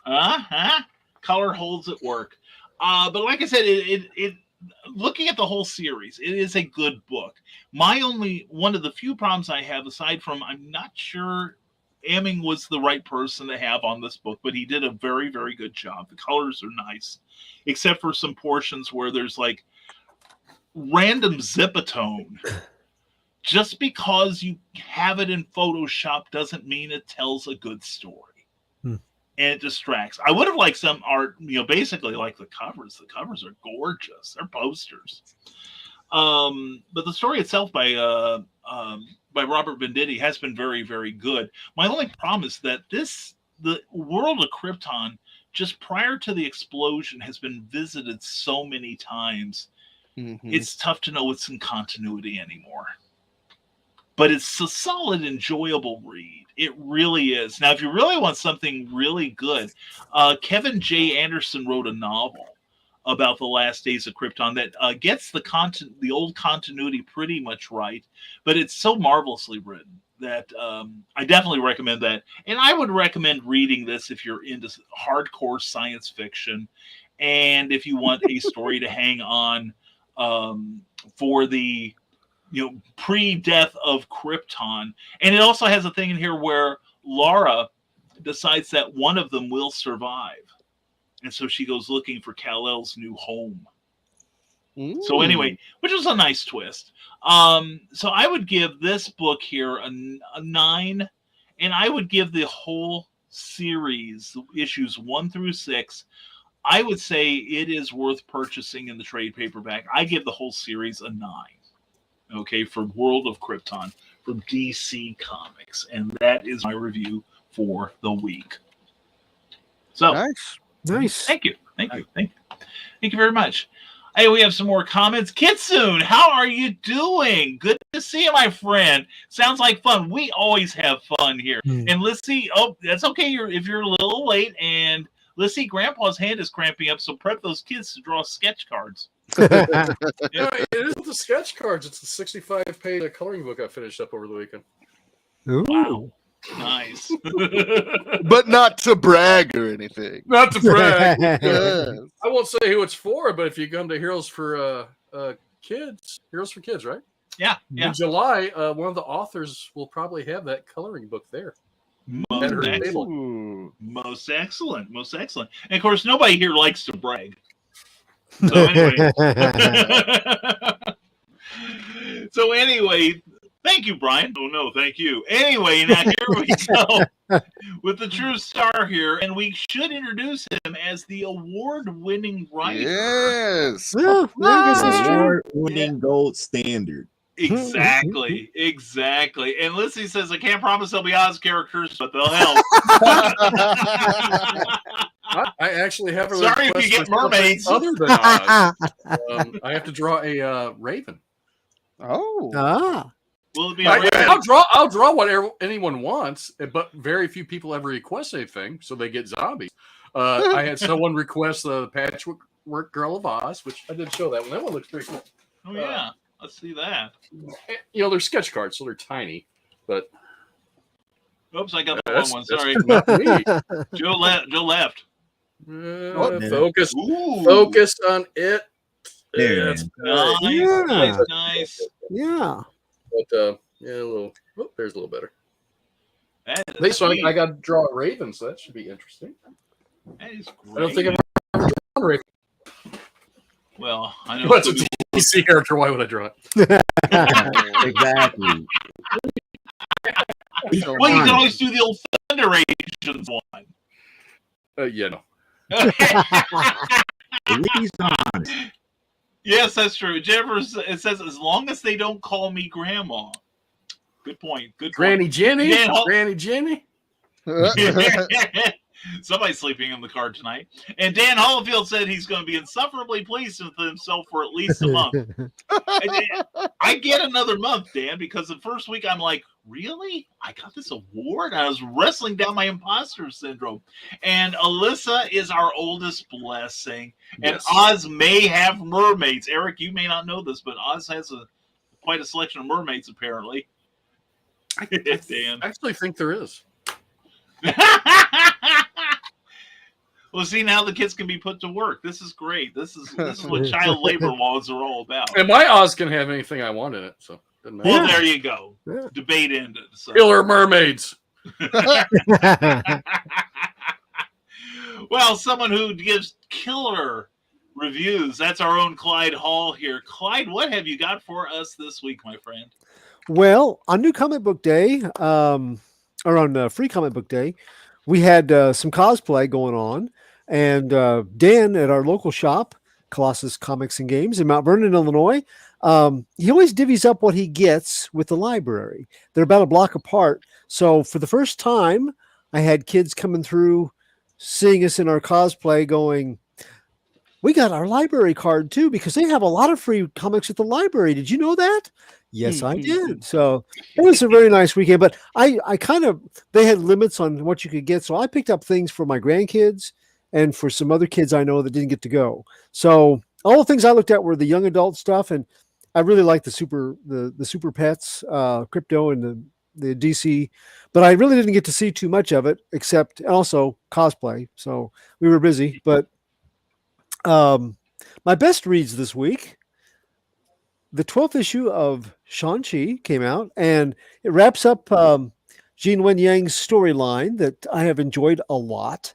And it kind of comes back full circle. He's tried to keep his family together and functioning as a family, even though they disagree about things. And they kind of come to his aid at the last part here. And it was really, really a good ending to this part of the story. They're going to do a second volume, but they're going to take a break in between. So I'm sure they're going to have a trade come out. I think they've already had the first one, have a second one with a 12-issue series like this, but definitely worth picking up. It was very good. A surprise. This one came out as a reduced price Image title to kind of introduce it to the public. And I didn't really think I would care a lot for this. It's sort of like a guy who has to save the world, and he's sort of like Lobo, but without ambition. He's just rough. Wow. Yeah, yeah. High concept. Well, you see the title. I mean, that kind of says it all. But the artwork is blisteringly, realistically. I mean, this is just a slice of real life. Boy. Yeah, a sleaze bar at the end of nowhere, and yet we find out that there are superheroes in this world. I wouldn't have bet on that at the beginning, but and I read it and I was like, well, this is very interesting, and the concept is, I don't think I've ever seen anything quite like it. That's good. You can't. He's not an anti-hero. He's not. He's scum. But, and I thought, scum butt. I like it. it is. It is. Well, you say that like a joke. There's a panel. There's a panel that bears you out. I swear. It's very adult. But it's also raw, but it's real. And I appreciated that about how they approached it. And then the unreality just becomes that much more bizarre because of superheroes and powers, because the rest of it could fit into our world. So I'm probably going to pick this up, not because of just this little intro, but because of the solicit that they had at the end. Because despite all that, this apparently is a guy who still has hope, even though he's on the back end of humanity, and he's been hurt, and he's, the least. The concept is, the elevator pitch is, what if the worst person in the world suddenly held the fate of the world in his hands? Oh gosh. Yeah, but there's a nobility to the solicit that makes me think that they're reaching further than I thought that they would. It's very funny. It's humorous in a really inappropriate kind of way in places, but it's still funny. So I'm going to be picking this up. Image has been doing some really weird things lately, and I appreciate some of them. And I think this is going to be, it could either be really, really good or really, really bad, but I'm going to give it a try. So speaking of really, really good or really, really bad, Jurassic League, I went ahead and picked it up. Oh no. Hey, I heard some good stuff about it. Yeah. It's not what most people thought it was going to be. Okay. Let's hope not.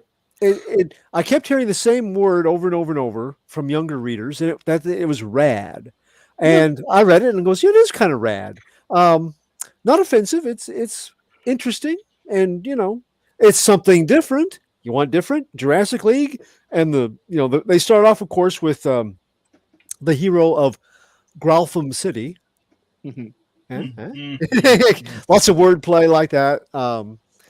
And yet it's got a really serious approach to it that makes it even funnier to me in places.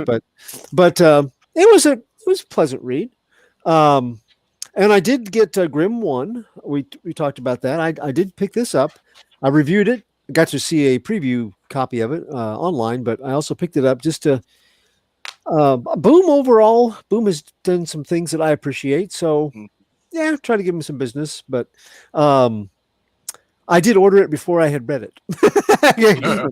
If it had been the other way around, I might just have settled for the preview copy, but I think Eric, his review was very much in line with kind of the feeling that I had about it. But if you haven't ever seen any of the things we talked about before, yeah, this has got some elements in it that will probably tickle you about what if a person that didn't want to be a Grim Reaper became one and had a whole bunch of other colleagues who were Grim Rip-Eye and got along with those folks. So I still say, though, that if you like that, you got to go and watch Dead Like Me. Yes. And so you could meet International Space Station toilet seat girl. I love that show. I know, it's so good, so good. Also, Mandy Patinkin in a Yes, Oh, Mandy yeah. Patinkin is Yeah. awesome in that show. Yep. So anyway, if you do one, you should do the other two. That way you can have something to compare by. But my review this week is going to be also an Image title. I enjoyed the first volume of Frontiersman, and they came out with basically a one and done special, oversized, in between, because they've got volume 2 that they're preparing. So this is kind of a little holdover. But I thought it was really interesting and well done. And it accomplished something. It could have just been keep their attention and get a cash grab sort of thing, but they didn't do that. They actually fleshed out the character more. And I like that. You have to have read the first Frontiersman series to really get it. But you should anyway. So, it's okay. Starting off, though, we have that wraparound cover. That's nice. Oh, I that's like really nice. Yeah. And interior art, they have a different artist than they had on the series, and it's a little stiff in places, but it's okay. I wish that they could have had the original artist, but he's probably busy on volume 2, so okay. The storyline is called Professional Courtesy, and here you have one of my favorite parts of the book. You have a public defender who's a public defender. His superhero name is Public Defender, and that's what he does for a living. Yeah, I love it. And it takes place in a prison where you have ghostly visitations. Ooh. Nice. And later on, he has the ability to make other people intangible. So, of course, he has to spread the joy around, and you have all sorts of intangibility happening. And, of course, that leads to the intangible, inescapable prison escape. So, so it's funny. It's got a really good sense of humor, but it also makes some points about incarceration and heroes and bad guys and legacy. So I'll kind of run down a little bit about the Frontiersman series so you can understand where it's coming from exactly. But this is called the Frontiersman Lockup Special One Shot. Image Comics, $5.99. It's written by Patrick Kinlan. The art in this case is Nicolo Azzarelli. Wraparound cover that we were admiring is by Maurizio Rosenvig. Colors by Eva de la Cruz. And letters by Jim Campbell. Rated M for mature. I do a lot of comic book reviews online. This does not reflect Comics Bookcase or Doom Rocket. This is just my own personal review. Also, it does not reflect the opinion of anybody on the show here. So just so you know, all hate mail comes to me if you don't like my review. So, or dogs, dogs hate me. Okay. Yeah. The show's going to the dogs already. So writer Patrick Kinlan's 5-issue Frontiersman series at Image combined Green Arrow and concrete sensibilities with the story of a retired rustic superhero who's dropped off the grid to live a quiet and very remote rest of his days. Well, he gets back into the game when activists seek his support and protection as they protest the destruction of an ancient giant redwood by corporate lumber interests. One last adventure for a good cause, akin to other causes he served. What could go wrong? Well, if you've read over those 5 issues, old enemies come a-calling and they converge on this unretired frontiersman. He's also called Ethan, for all kinds of reasons. They want to come and settle old scores, naturally, but also to deliver messages from across different galaxies, to remove an obstacle under the employ of under the employ of the lumber interests, and to renew a romantic relationship even. So in the end, one former superhero ally turned mercenary dies in a treetop battle with our elder hero. When Redwood Vigil ends, Ethan's promptly arrested and he's charged with murder. Volume 1 is complete at that point, with Volume 2 pending, but wait! In between, we get this 45-page one-shot adventure with a little side adventure in the back, a little 6-page adventure, keeping us up to date with the frontiersman's day in court, and his subsequent placement in a correctional facility until his trial date. If you recall Rorschach's prison stay from Watchmen, you have a pretty good idea how Ethan's did not go. It sets you up. The cover especially sets you up for that, but it's not like that. So here's the good. That cover, I love that cover. Is that a wall with teeth? It looks like a wall with teeth is attacking somebody in that. It's the coolest thing. Other convicts finding common ground with this older superhero because, of all things, he's given their dads and granddads lumps in the past. It kind of makes him their personal hero, at least the ones who were mistreated by their dads as kids. One actually says, "You remember when you broke my dad's knee in the such and such foiled robbery?" He goes, "Oh yeah, how's your dad doing? Is he doing okay? Did it heal up all right?" No, he's used that as an excuse for years not to have to work. My mom and I wish you'd have just broke his head. That would have saved us a lot of trouble. But those kind of reminiscences, he gets along with the prison population. A well-meaning former enemy turned ally called Free Will is an insubstantial spirit who appears, and it looks like maybe he's died in custody centuries ago. He's got parts of manacles on his arms, and now he fights the corrupt modern legal system. Well, he shows up to get, he's like, finally you see the people that you've been turning over to these improper authorities, the kind of thing they go through. So I'm here to free you.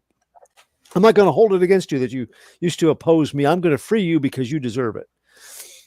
Special counsel that Ethan's lawyers bring in to represent him, the public defender, is a public defender who in his off hours is a masked vigilante called public defender. I love that. I just love that concept. And the first day he shows up to get up to speed on the case, they catch him being pummeled by some guy outside a coffee shop, and they're like, "Are you okay?" He goes, "Yeah." They were harassing this guy, and they wouldn't serve him. So I told him that I'd represent him, and he just punched me because I guess he didn't want to talk about it. he's like kind of a down on his luck sort of hero. But actually, in the first deal, we see him taking on those ninjas, and it looks like he wins quite handily. But I love that approach. That's an interesting concept. And there's a great emergency situation when someone like Free Will is intangible and has the power to make others equally ethereal. What happens if he is knocked unconscious and his powers are still activated? Well, lots of unfortunate things happen, including a personal power sweeping into an area effect and ghostly prisoners making a break for freedom, as you saw in some of those panels. I have played a character that has transmittable intangibility. And so I could identify with this because one of his greatest things of fighting somebody that's more powerful than he is making them untangible and watch them sink into the floor. Ooh, that's awesome. Yeah. Now, if they're nice, and he's not the best hero, he's not Captain America. So there was one time when somebody was killing his teammates, and he did that, and they went into the floor, and somebody goes, "Was there a basement down there?" He goes, "No." Well, how long does your power last? About 5 minutes. How long ago did they sink down in there? About 10 minutes ago. Didn't you grab them and pull them back? No, they tried to kill my friends. So, I'm we're laughing at this. I know. Now, Free Will, he doesn't do that. Free Will's nice about things. But I always like that idea of like, well, we knock him out, and obviously his powers will stop working. What if they don't? What if they just keeps pouring out this intangibility, just flowing out from this unconscious guy that they can't now touch to wake him up? So yeah, it's a really interesting kind of an emergency situation. I appreciated it on several levels, and it's also funny. So now the bad. The cover's wonderful, and the cover's bad. Because the scene that you see there is only depicted on the cover. It is the Dogs of London, if you will. Yeah. Because it's a lot of fun. And you want to know more about those rogues galleries, like that guy that is a wall with teeth, okay? I want to know who this guy, I want to know who he is. Yeah. But the prison is no Arkham, and the inmates aren't that freaky. They're just guys, for the most part. The court's defense that Ethan's lawyers hatch as the story unfolds, it seems a little thin. it's questionable if their evidence is really sufficient for raising doubts regarding Ethan's guilt. But being a world of superheroes and superpowers, it may be a better defense than it seems on the surface. We'll have to see how that plays. I'm sure they're setting it up for the second volume here. So I was a little bit skeptical, but we'll have to see. The runaway powers of free will are taken just slightly too far and too widespread. It is satisfying. I really like it, but and it does make for a very satisfying payoff at the end. And so it gives it balance. But they went a little bit, it was funny at first, and then it was a little bit like, okay, we get it, and come back to, and they did. It didn't go very far. Just might have toned it down a little bit. Now, intangibles interacting with other intangibles seems a lot like Patrick Swayze learning how to punch and kick cans in his Ghost movie, in his Afterlife form. And it's familiar, but again, it's used to good effect. So when I first saw that, I was like, oh, that's been, okay, well, they're doing something a little different with it. So not too bad of a negative. It kind of got me out of the book for just a second, if that makes sense. There's a dandy 6-page backup story drawn by Gioel Filippo and with colors by Patrizia Camino. And it's a tale from frontiersman's younger days. It's a fight against a wasp woman villain called Queen Sphaciidae, which is a wasp, I guess, subclass of insect. I would just like to take a moment and acknowledge the fact that you just said 2 ridiculously hard names very well. Oh, thank you. I'm a little jealous about it. I just want I looked them up because I was like, I have no idea, but yeah. And really they are spelled pretty close. It's once I heard them once, I'm like, we're good here. But I like to try. I try to get people's names right. It's the ones that I don't bother to look up because I'm pretty sure I know that I always mess up. So anyway, it's a good example of the kind of hero Frontiersman has been in this backup story. It's one who counts on normal people, they're better angels sometimes, for evening the odds.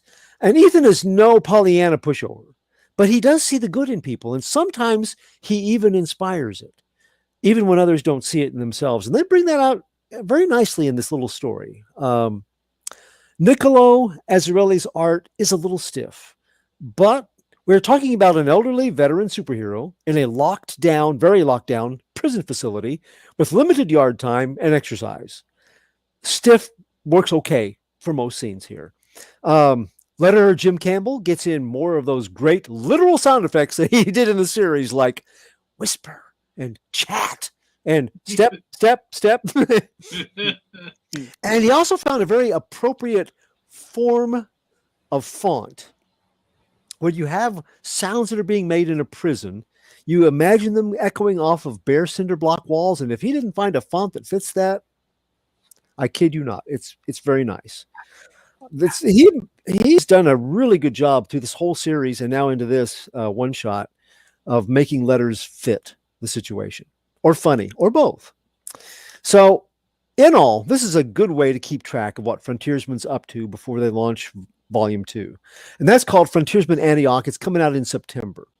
This is a fun and funny one-shot, and it's just serious enough for a few sobering observations about incarceration and prison life. So, and it tells us a little bit more about our character. It shows us more about the sort of hero that Ethan still is, even though he's a retired veteran superhero. He is one who turns down a fail-safe offer to escape. He doesn't take free will up because he wants his day in court. He is one who has no illusions that things he said publicly about the Pacific Northwest court system apparently were not flattering back in the day, and they are still remembered by presiding judges, like the one that's in charge of his case. Very terse and frowning presiding judges. The kind of hero who does, however, have friends of high quality, if low numbers, and even past opponents like free will respect him enough to come try to help him. Speaks a lot for the kind of hero he is. So what could have been just a filler cash grab is instead a really solid tale, which builds on our portrait of Ethan, past and present, and it grows his supporting character cast a little bit, with an intangible jailbreak backdrop, no less. So my score for Frontiersman Lockup Special One Shot is going to be 8 out of 10. Ooh. Very nice. Nice. Very cool. Thank you. Thank you. Yeah, sounds good. Yeah, I enjoyed it a lot. It hit all the right notes from the series. You know, that's the other thing too. It's not like something different from the series, even though it has a bit of a different creative team. It's very much in line with everything. So nice. Let's see. We have some more comments here. Oz may have mermaids, says Jennifer Hawkins, or anything Nora wants. And Carl says, funny in an inappropriate way. Here I come. There you go, Carl. Here's your title, Carl. Mm-hmm, and still waiting to see if there is a trade issue of Trevor Keaton. You know anything about that, Clyde? I don't know. You'll have to look it up. I'm not sure. Yeah. There should be. The same writer is getting ready to launch a new thing called. It has a different name than there's actually on the cover, because the cover says "This effing place" or something like that. but I think it's called "This Place Sucks" or something like that. But I'm looking. That's what they solicited as. So I'm getting ready for that. But I'll look and see, Carl. I'm not sure. Yeah. And Ted Davies' artistry, it's time for him to go to bed. Apparently, great show, guys. Great to have you here, Ted. Thank you for being here, my friend.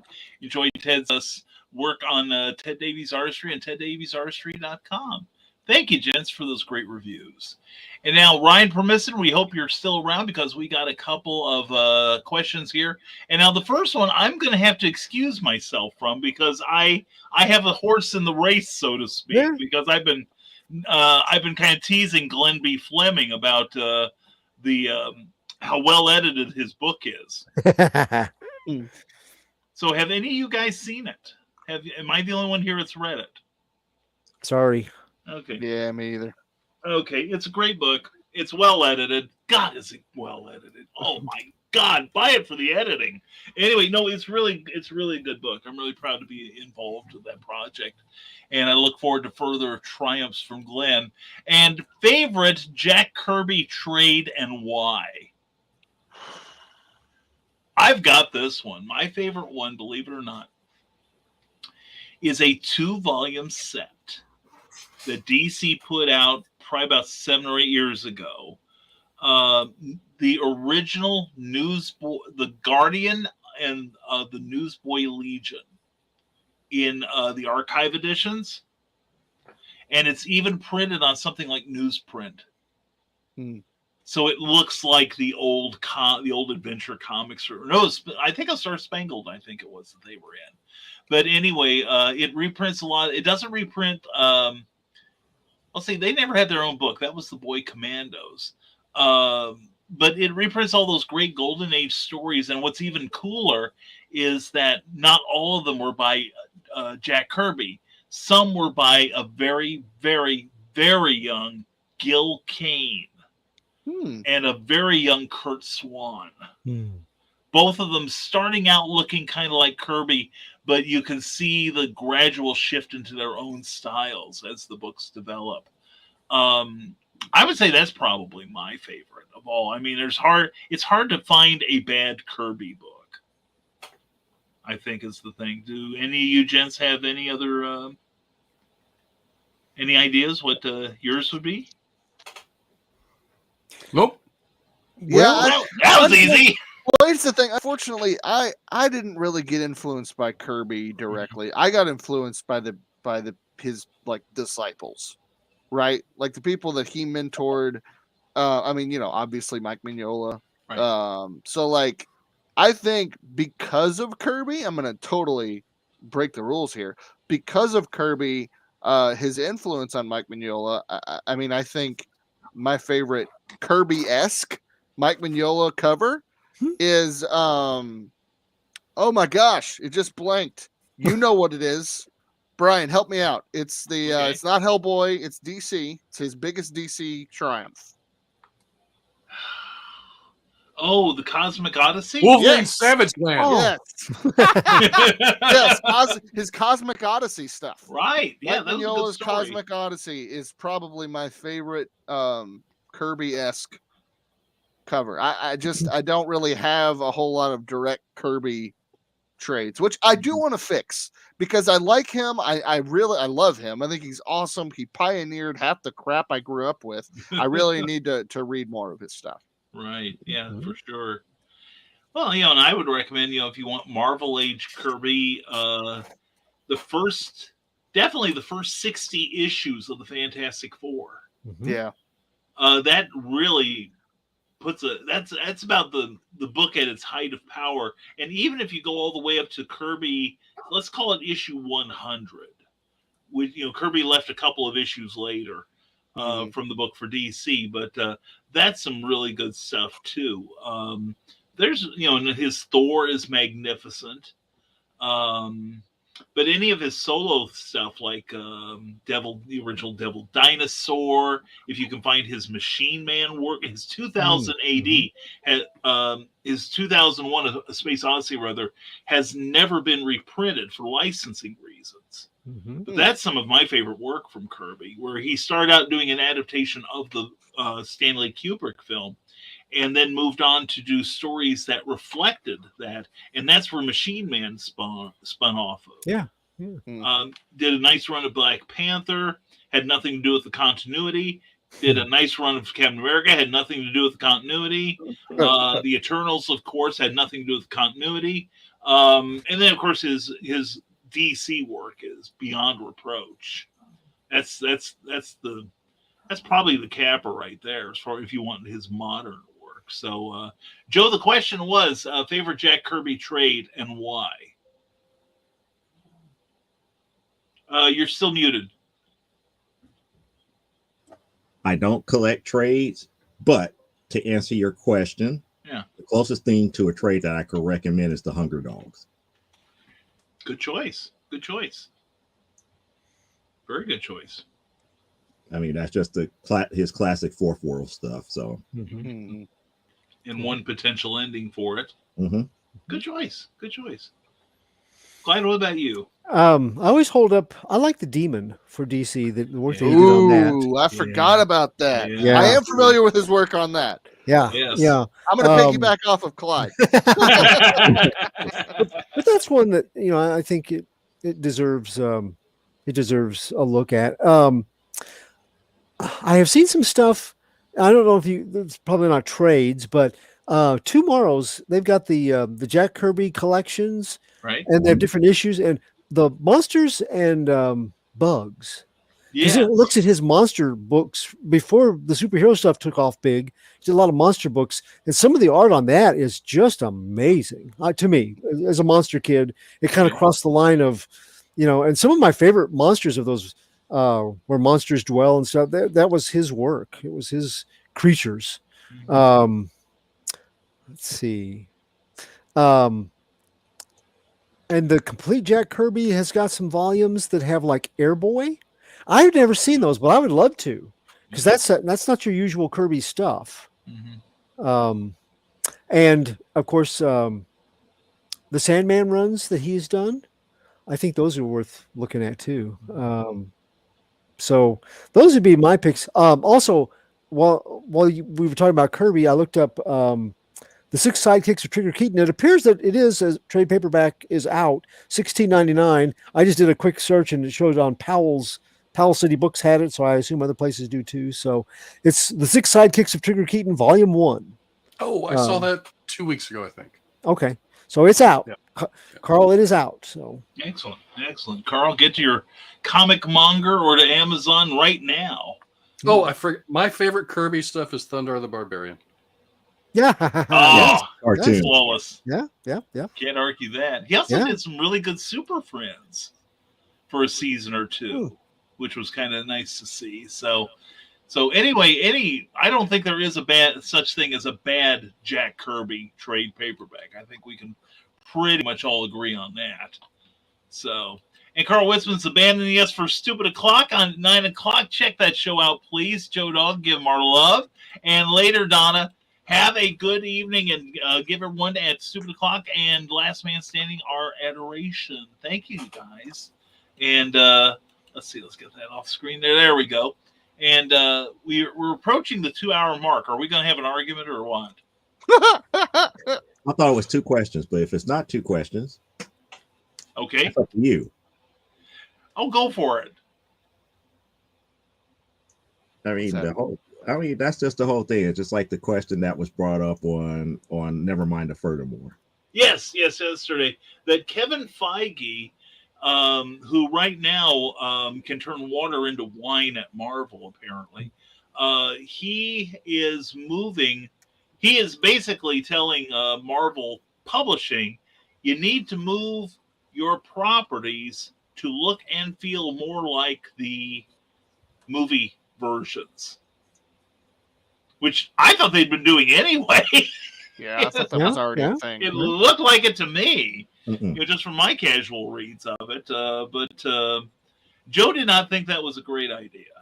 No, I didn't say it was a great idea. I just said that doing that to transition a moviegoer to a comic book reader is not the best way to do it, to make that transition. It's a hard road because you got moviegoers that would never pick up a book. Oh no! And there's actual sales data that shows that even marketing wise, when they gave away the books for free at a lot of these MCU movies, that people either didn't take them or just threw them away. They never came back to the source material. So that was the thing that I was trying to get John B. Piker to understand. It wasn't Normies a idea. It was just more along the lines. There's too much data already done marketing wise that shows that does not support it. Yeah. Well, my position was that one, I think there is a dearth of promotion. I think one thing they need, and it's the same thing with Free Comic Book Day that we discussed in our thread, our private thread. Companies need to do better books. Like I got the what was it? It was I don't remember what it was, but I saw Shang-Chi in the theaters. But whatever the superhero movie that came out before that, it was for Suicide Squad. Mm-hmm. It was for Suicide Squad, and DC had put together a promo book for it. But it was just a reprint of a recent title, and really didn't give me a whole lot of feels about how good the title could be. It just looked like, oh, we got the film right here. Let's slap a sticker on it that says free for theater goers and call it a day. I think comic shops need to advertise more often. I think the companies need to advertise more often. And I think there should be something at least at the back of every, just before it lists the studio, the 1-800-COMICS number. If you enjoyed this, there are comic books, maybe a 30-second trailer for them or something. Mm-hmm. We in the independent comics field can get trailers made for our comics, primarily for the Kickstarter campaign, unfortunately. But and if you're looking for one, either go to jeremywoodring.com or Brian, kicking it to you. Or Plasma Fire Graphics, when the look of your book matters to you, because it definitely matters to your reader. Thank you, Brian. Mm-hmm. Taking care of people. But anyway, no, I just think there's a whole lot more people could be doing all around to make it work. But on the other hand, I also I grew up in an era where if I liked a TV show, chances are I'd find a comic book of it. Mission. Yeah, but you were already buying comic books. That's true. That's the thing that I was trying to bring out to the light. It's a education that has to be done to understand the marketing of this stuff. It's easier for a MCU movie to be marketed to comic book readers than the other way around. Probably why? Right. Because the movie is of the subject matter that they're already a fan of, as opposed to having a comic book to cater to somebody that has no idea what's going on. Right. And a lot of these MCU movies are done in such a way where they're paying homage to the source material, but yet it's not 1-to-1. Right. And you have to understand they have to reach out to the person who may not know what a Spider-Man is or what a Batman is and all this other stuff. They may know the branding of it, but they don't know the full story. They don't know, the ins and outs of it. Yeah, and really, how much do they need to know? And, It's we've had not for about- years. It's not about how much they need to know. Yeah. It's about what brings them to the table. And with movies and television and anything that's animated, it's in a more palatable and at a pace where people get in, get out, they're entertained. Mm-hmm. As opposed to, okay, here's a comic book. Let's take ongoing series, for example. Okay. You got a comic book. You're only getting one slice of that story, and you have to wait another 30 days to get the next slice. Mm-hmm. Now, people argue about, well, why can't we go to trade paperbacks? Okay, let's think about trade paperbacks. You get one complete story arc, but that may not end that franchise. Oh, no. So you get one story arc, and then you might have to wait another year or two to get the next story arc. It's still the same problem. Yeah. People are not able to get in and get out and be constantly entertained by that same branding. Mm-hmm. So the way that I was looking at it, and what I was trying to bring to John B. Pike, is like it has to be like that middle ground where the fans of comic books have to be welcoming to those moviegoers to say, hey, read this. Mm-hmm. Bring that environment. Comic book stores have to be welcoming to those moviegoers to be like, hey, if you don't understand this book, let's compare it to this movie. Let's have like a movie night where we could, compare and contrast, or do those things that brings that moviegoer into to make them pick up and read the book. Because marketing 101 always dictated that the person who goes to that MCU movie may not pick up the comic book because, one, they might not be a reader as a whole, right. Or two, they just don't want to care because they just like it in this format. Or they may not even know it is a comic book. Easy for them. Yeah. And again, this goes back to promotion. A lot of comic shops are still being run as if it's the 90s, the early 90s. Like, you open your doors and the people will drop off their money and you just sit there behind the counter and run a cash register. I still go into comic shops where I'm not convinced they own a vacuum cleaner. Or lights are burned out. It's like they don't take care of the place, or they've left the same poster in the window for 6 months and it's faded and wet, from moisture, from condensation and such. I think the comic industry needs to find a way to latch onto these films, and if having the comics look more like the movies, yay. I think I think you make a good point that we need to be good ambassadors for the medium, but there are still too many people that think, I don't even know if a lot of them read the comic. They stick them right in the bag and they're done. In fact, I was in my local comic shop yesterday. There was a guy taking pictures of the new releases and then comparing them to some sort of site that would tell him whether these books were going to be a good investment or not. That's the speculator. Yeah, the speculate. And don't get me started about speculation. Oh, no. We're going to be lockstep on that one, Joe. Trust me. And I speak as a former retailer, so. But that's also another thing, because I also blame the retailer. Yeah. Because the retailer, for how many years, believe what Diamond has been telling them as far as what will work for their store and what will not. Right. And these retailers do not pay attention to their clientele. Right. So therefore, you may have people who publish up under a different brand other than the major brands that are endorsed by Diamond. Mm-hmm.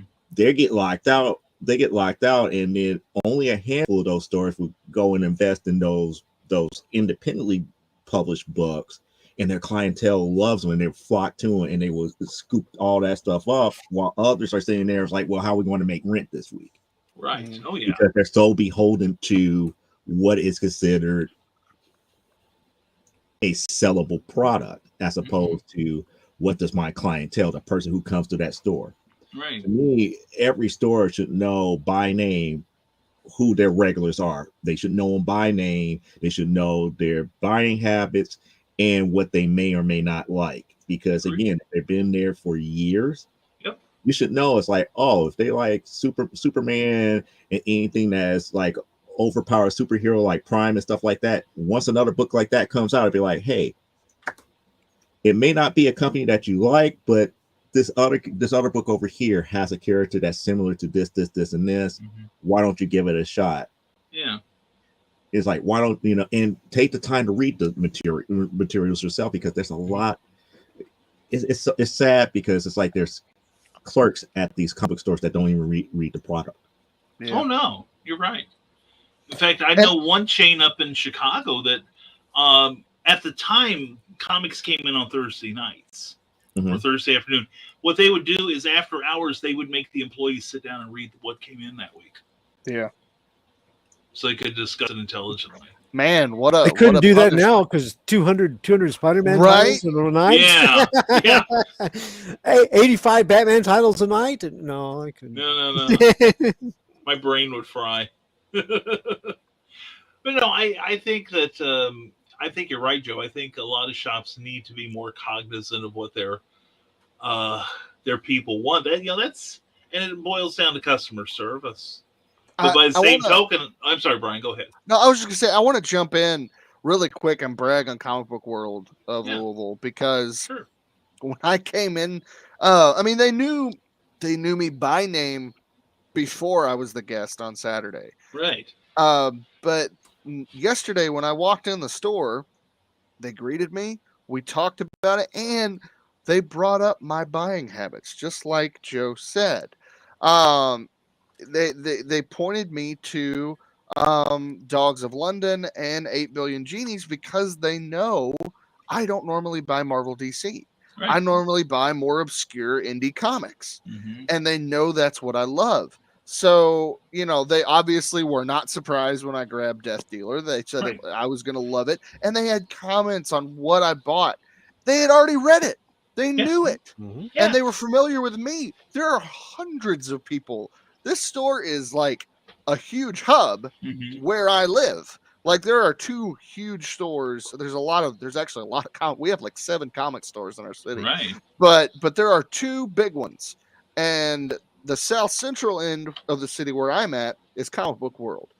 They have so many customers. The fact that they know my buying habits, they've won me for life. And there's another store on the other end of town where I used to live that I used to go to. Same thing.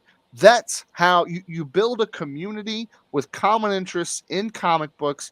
You have events. You enjoy hanging out there. You allow your store to become a place where people can come and hang out and talk comics and play games.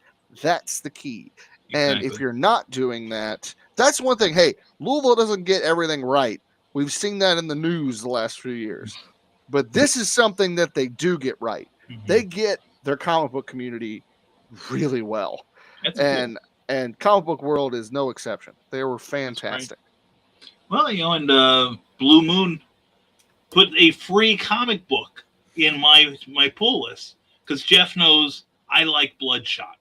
He didn't make any money off that, but he wanted to make sure I didn't miss it. So no, excuse me. Again, it goes down to customer service. Yeah. So, and this is a free one I got this week from my little comic book shop, because they got it and they were like, well, this is unusual, and Clyde's unusual, so this is a match. This is a match made in someplace. I was like, hey, give it to these weirdos. Yeah.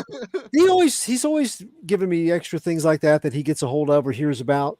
So they're not as big as Louisville's store or anything, but for a small town business, he's very involved. And also, I think it's always worth mentioning, when you're a comic book fan and you're in your shop, you're in your zone, your LCS rolled out the red carpet because they know you and they've picked out your titles, and you're sitting there, on your dais and you're holding court.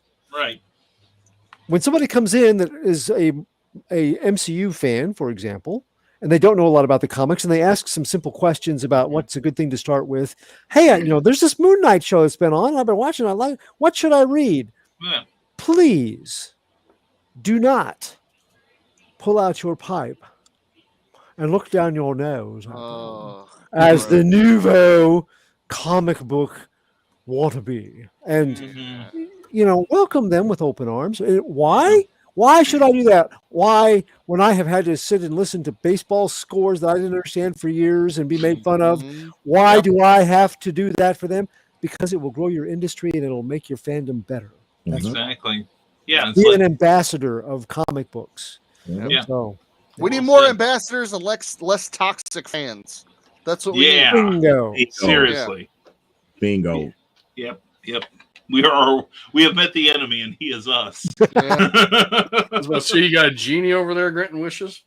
'Cause that's never going to change because it's always been there, not just the past few years. It's been there. Oh, it's not. Beginning. But when I say that because we and the people listening to the show can consider what it takes to be more inclusive with new readers.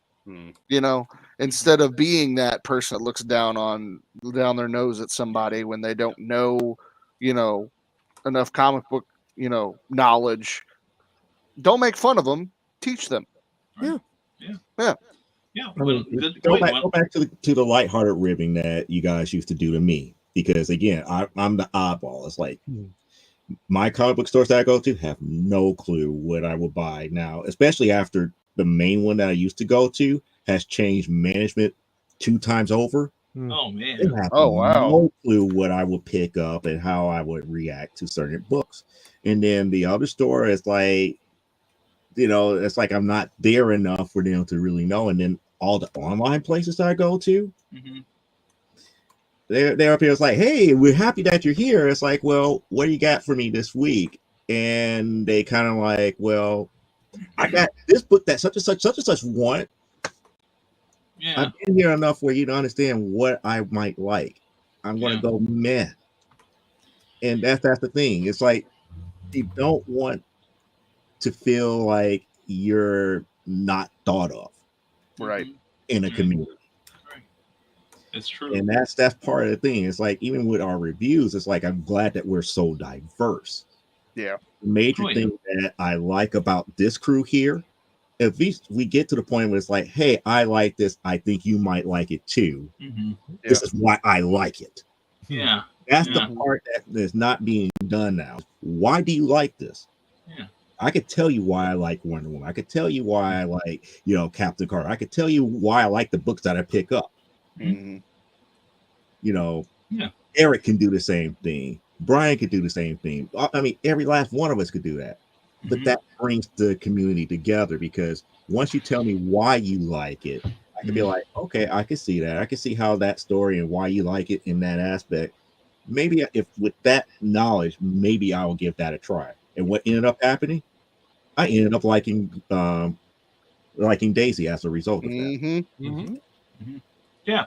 How many of us? I think each and every one of us have bought something on someone else's recommendation here. Yep. So. How many times have I yelled at Clyde for making me more poor? Exactly. Hey, Joe held up Wonder Girl as a title to get. Yeah. I've not regretted buying any of those. I mean, yeah, we do. We listen to each other and just seeing how much, even if it's something that I'm like, okay, I read that too, and but seeing somebody else enjoy it, that's joy in itself. It's nothing funny wrong with that. It reminds me of my dad and I when we used to watch The Office. The Office isn't my dad's type of humor. He doesn't think it's funny. He doesn't think it's funny unless he watches it with me. Because he gets caught up in the hype. Because I love that show. That show will make me laugh till I have an asthma attack. It is so funny. And my dad, but if he said he watches it by himself, he doesn't really get into it. But if he's with me or my sister, he loves it. He enjoys it. And I think we do that here with these books. Because I've read a couple things that I didn't really care for. And Clyde's reviewed it. Well, and Clyde's reviewed it, and I've been like, you know what? I didn't think about it that way. So Yeah. If we have more, and that's the thing, this is not just comics, this is across the board. If you have more conversation, more room to share with other people what your perspectives are, it just becomes an easier process to at least learn. You don't have to agree, but learn. Instead of just trying to shove what you want and what you do down somebody else's throat. That's what she said. Yeah. well done. No, it's one that I keep harping on the fact that was one of the reasons I wanted to do this show. Because there are so many shows out there on YouTube that are like, well, let me tell you why this show sucks, or why this comic book sucks, and this creator sucks, and this sucks, and that sucks. Bun. Well, except for the Colin Bunn thing, I had to friend him and invite him to be on the show. Then all of us leave except for Eric. Anyway, love it. Don't tell Eric. I would love it. I would burn a book right here. You suck, dude. No, actually, I would say I would have questions. I have questions about this. Yeah, that's true. I have questions because this is the first Cullen Bunn book that I'm up here. I was like, it's not bad, but it's not good. It's not great. And the reason I say it's not bad and it's not good because the way that he wrote this, it's just not my cup of tea because he's writing plot points. He's not writing a story. Yeah. But it's like from plot point to plot point, it's great as far as the action is concerned. But like I said, I'm expecting a T-bone steak, but you gave me steakums. Yeah. But when I think back have to reread the first issue before I start number 2. Yeah. Well, when I think back to watching my kid watch the Power Rangers, the version that they're showing, that's very consistent with the kind of story that they did too. So I can't fault him for that. It's okay. I really love the art. I got that. I can fall back on. I love the art. As a Power Rangers kid, I grew up on Mighty Morphin Power Rangers. Right. The comics are my dream come true. I love the Power Rangers comics. I understand why people would not. Yeah. Perfect example. I love Sam Raimi. I love, no spoilers, I love Doctor Strange 2 because, first and foremost, Evil Dead, Army of Darkness, Drag Me to Hell are some of my favorite horror movies because Sam Raimi knows how to bring horror to a fun degree. And you have fun watching these horror movies. Not everybody likes them. The first Evil Dead, good grief. if you don't, it's a great indie film, but comparatively to the rest of his work, it's really rough. But that's why when I watch Doctor Strange 2, it is my favorite Marvel movie. But I completely understand why someone would hate it. Yeah. But personally, for me, it hit all the right buttons at all the right times, and nothing can compete with that movie. It's not the best by any means, but it is my favorite. And I love the second Tobey Maguire Spider-Man movie by Raimi. Just the elevated car sequence. Well, everybody likes the second one. Nobody likes the third one. Yeah, you're right. With Eric Foreman as Venom. I was going to say Topher Grace likes the third one. Yeah.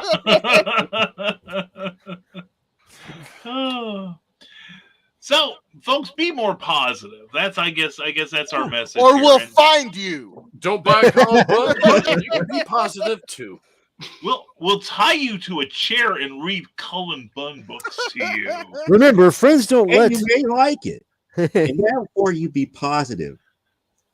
Friends don't let their friends read Bunn books.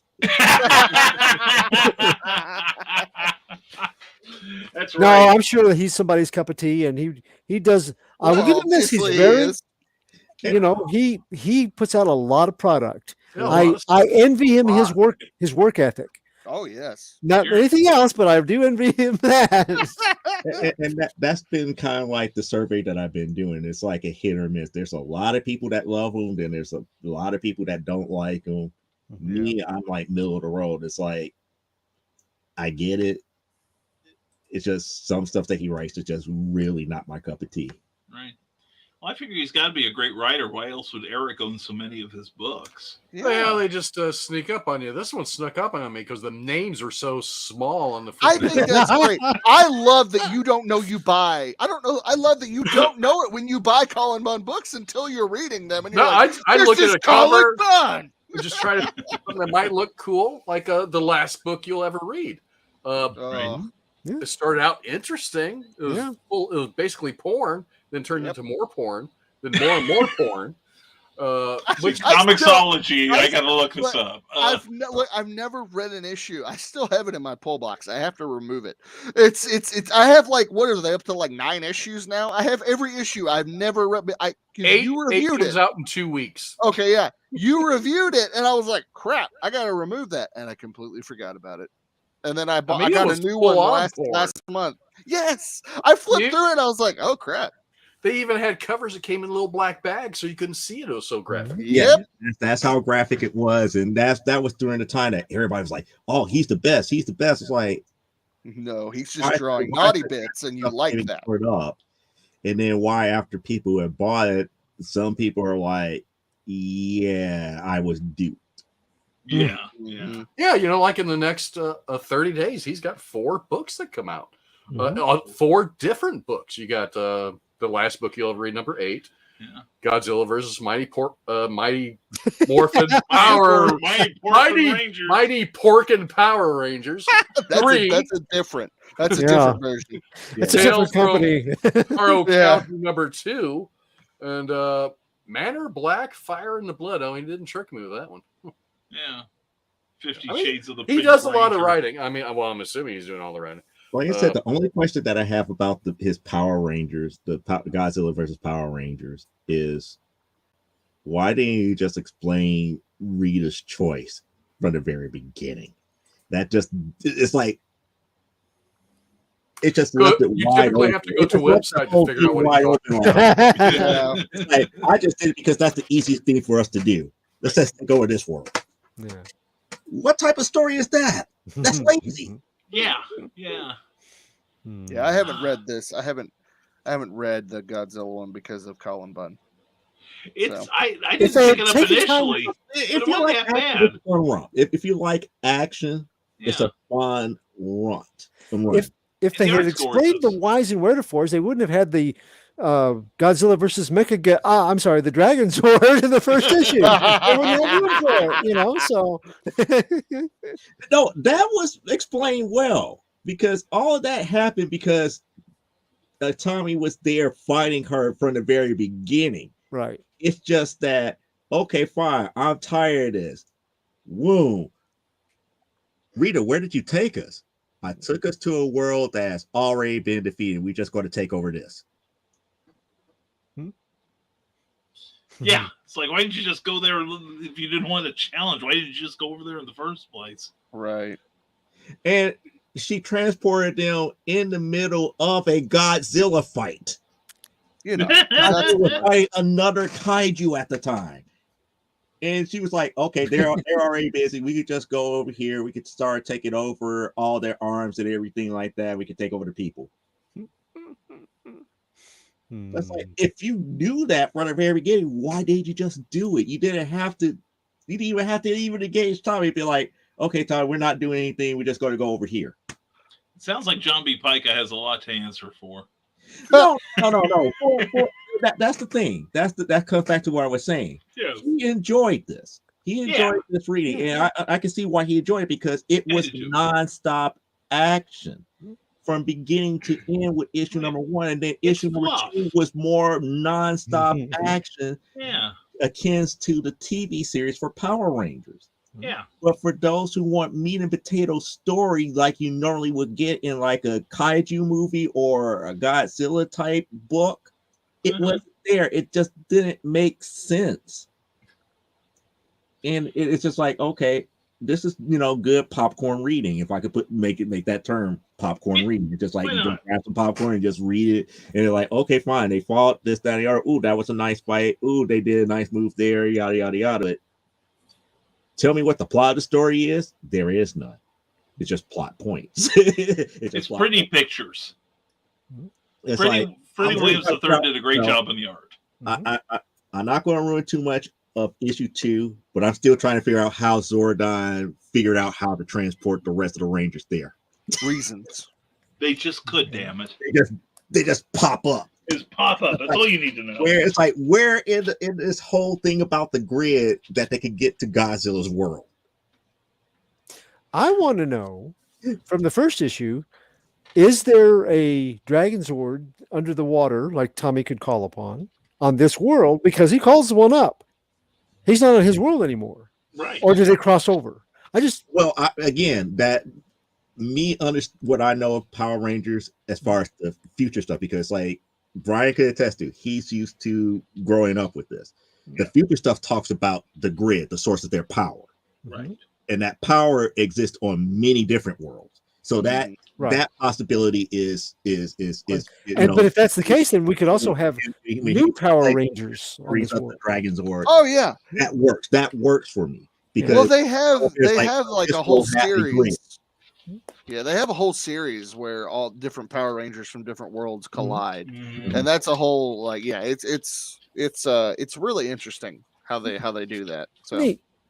But the thing about it, the way that, again, going back to what Rita said in issue number 1, this world has already been defeated, which indicates there's no Power Rangers there. They have already been defeated. How? Or they just were never. What if they just were never created? If something happened to Zordon, and if the grid exists there, they can Power Rangers there. I don't know. Maybe that'll be explained next issue, or check Cullenbun. Yeah, go online and find out in the synopsis. My question is, how's he getting to 3 episodes or issues? Wouldn't Godzilla just step on him in issue 1 and be done? It worked for Bambi. Godzilla beat Dolphin out of the Dragon Sword in issue number 1, but the Thunder met again. I don't think there's a Power Ranger thingamajig that could beat Godzilla. Read issue 2. But again, issue 2, I saw some things there. I just like, that's interesting. That's very interesting. And then what happened? What leads into issue 3? I was like, really? Yeah. I mean, it's good enough that I think I'm going to get the whole set. No underlying story to connect everything seamlessly to make this like I said, a T-bone steak. I have to sell for steakums.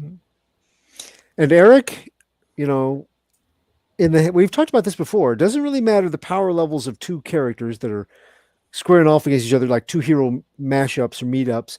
As long as you have really good writer, you can. Yeah. Oh, sorry, never mind. Oh no! There's the plot hole. Yeah. Well, some kind of hole. Well, welcome our Colin Budd probably watches the show. Issue 3 for Just Joe. One of the Power Rangers is going to open a fridge and get some steakums out. Yeah, there we go. I would not be shocked because again, I want to talk so much about issue 2 that it's just like there's things that happened in issue 2 that just made me sick. And I just like my understanding of the characters may be a little bit different than from Mr. Rodman, but what I know, I'm up here is like, yeah, that would have just automatically happened that way. I know that character is smart, but he wouldn't know how to use things from another world that quickly. That's possible. My friends and I used to always say whenever we would find a plot hole in a movie. This happened because it was in the script. Yes, exactly. Like I said, it was just a plot point. Let's go with it. That's right. It's because sometimes said so. Turn the brain off and just have fun. And that's why John P. he likes it because he was able to turn his brain off and he enjoyed it. Unfortunately, me as a writer and creator myself, I can't do that half of the time when reading other people's stuff because I'm up there like, oh, that's interesting. That's a good plot point. Wait a second. Oh, yeah, I'm a writer too, and I'm just like, okay, whatever. I'll let him have his fun, But again, I'm enjoying the art, so if nothing else. And that's the thing. Trust me, it's a nice little action romp. It is. It is. It really is. Beginning to end, it's like you can't get bored with it because it's action. Yeah. And like I said, it gives you the feels of a Power Rangers television show. Yeah. Yeah, those things never got heavy. But there was so much illogical crap that happened in that in that show. So like that's why like there are certain things when I approach it, like the fact that the comics are as intelligent as they are, I give everything else a pass. So I'm just like, cool. It's better than the show was. So fantastic. But that's the thing. It's like the comic books are still based on the original 5 for the first series. They haven't got to the ones that I like Lost Galaxy or Power Rangers in Space. They haven't got to those Rangers as of yet. And if they do, I'm all for it. Yeah, it's like Ultraman. There's 400 versions of it. Right. Yeah. And the grid was explained a lot better. Well, in light of that, as we wait for the 3rd issue of the Godzilla versus the Mighty Morphin Power Rangers. Yeah, I know, Clyde. Well, Mr. You're like, read it. You're going to enjoy it. I've been getting it for my daughter and her husband because they both grew up on that show and they really thought that was a great thing. They don't read a lot of comics, but they really enjoyed that at first. So of course I have to make sure that all the pages are there. So I have to read it first and then I give it over to them. But it's like making sure there's no poison in the food. No, absolutely. Yeah. You're a hero, Clyde Hall. You're a hero. I would give them the comic and they'd be like, hey, I want you to do this. Come over here, watch Voltron, Firefly and Voltron with. See, it's almost similar. Hey, I want you to watch one more thing. Let's watch this death battle. What death battle are we going to watch? Thunder Megazord versus the Firefly and Voltron. Let's see who wins. Meanwhile, Eric is handing his grandchildren copies of Monkey Meat. No, I would not do that. I'd call Child Protective Services on you. You probably do it by yourself.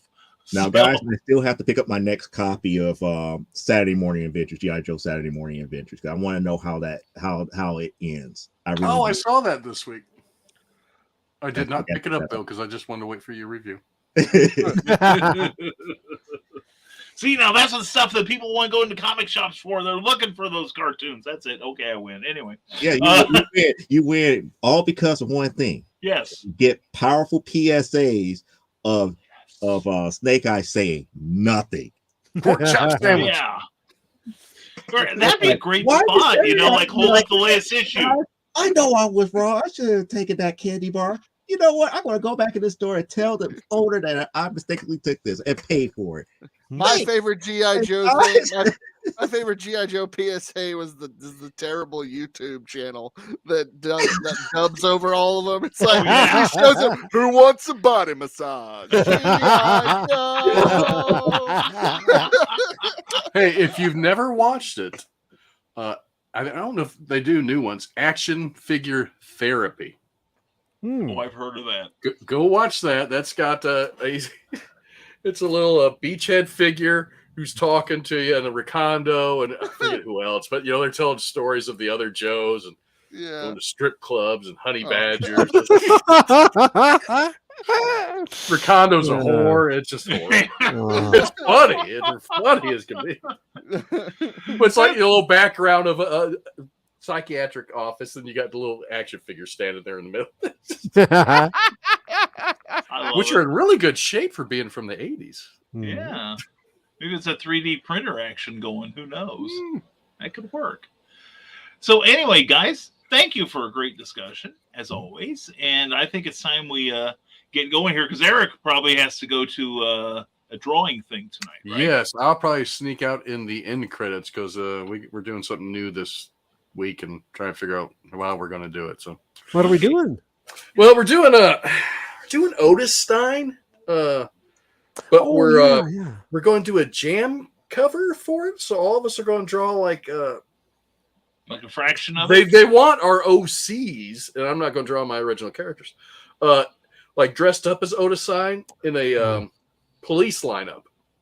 Yeah. I'm like, I'll draw something, but but I don't know. I think there's like 10 artists tonight, so it's going to have to be a double wide page because they want them all to be, he wants to maybe use it for a cover for issue 3, and it's like, well, it's going to be complicated for Saul to do that at the same time. Or a wraparound. Yeah, well, it'd be a wraparound he's been talking about, but still, wraparound, you say? Oh yes, not quite the reach around, but we're trying to figure out how we're drawing the characters. If we're drawing full views, waist up, whatever. I sent them some samples of different comic covers I've seen with police lineups on them, but I don't know. So I'm going to draw the host. Eric sent him his photo when he was in the police lineup. No. There's only a couple of those online. Mugshots.com. Eric wants his character to be doing the Star-Lord. Yeah. I'm going to rename him to Colin Bud. It's broken. I don't know how to do this. Well, I'll tell you what, Eric, why don't we let you go first? Sure. And then you toss it to the next person. How does that sound?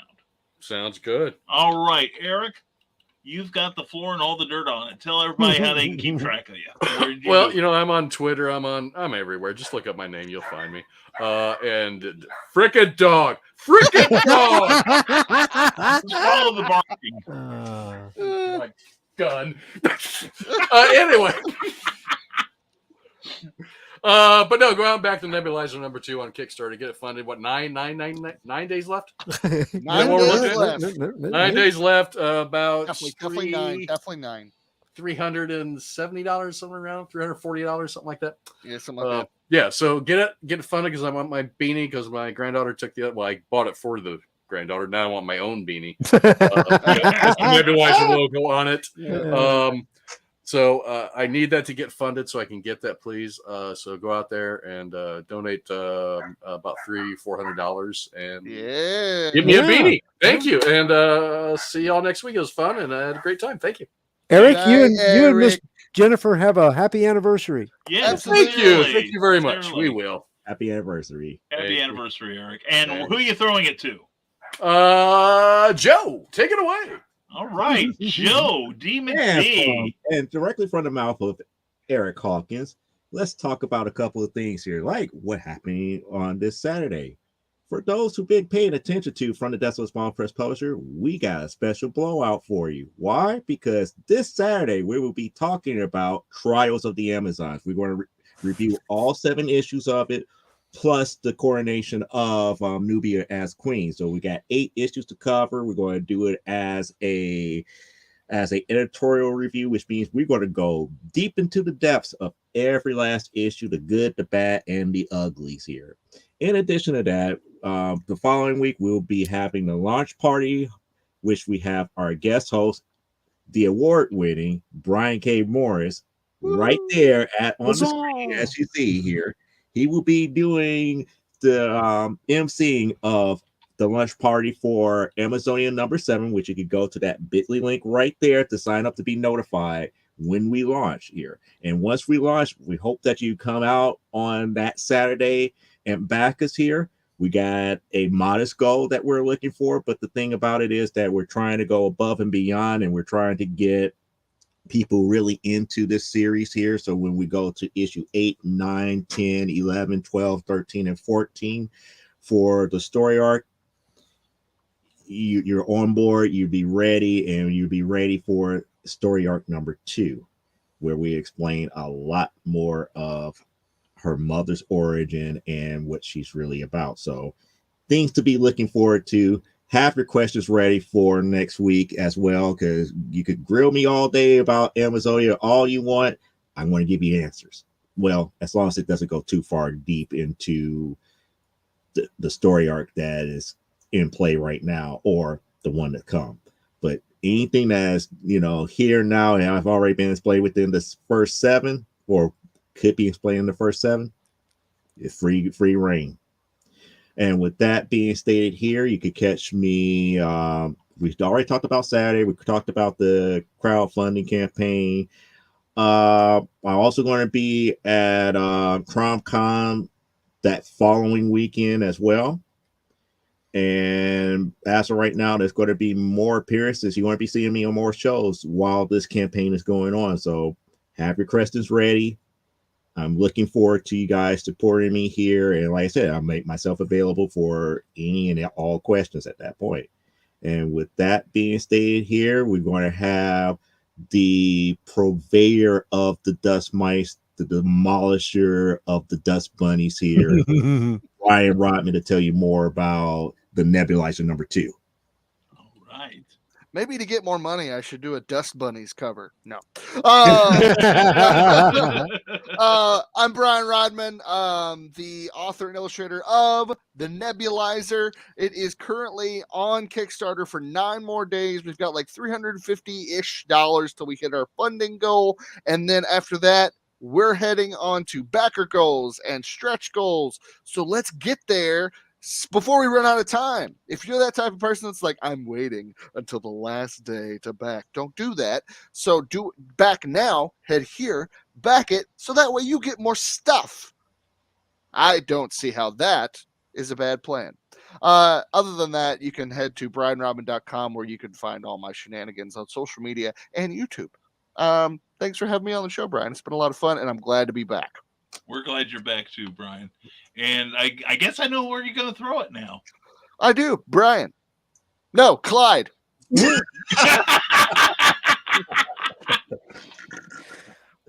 All right, then.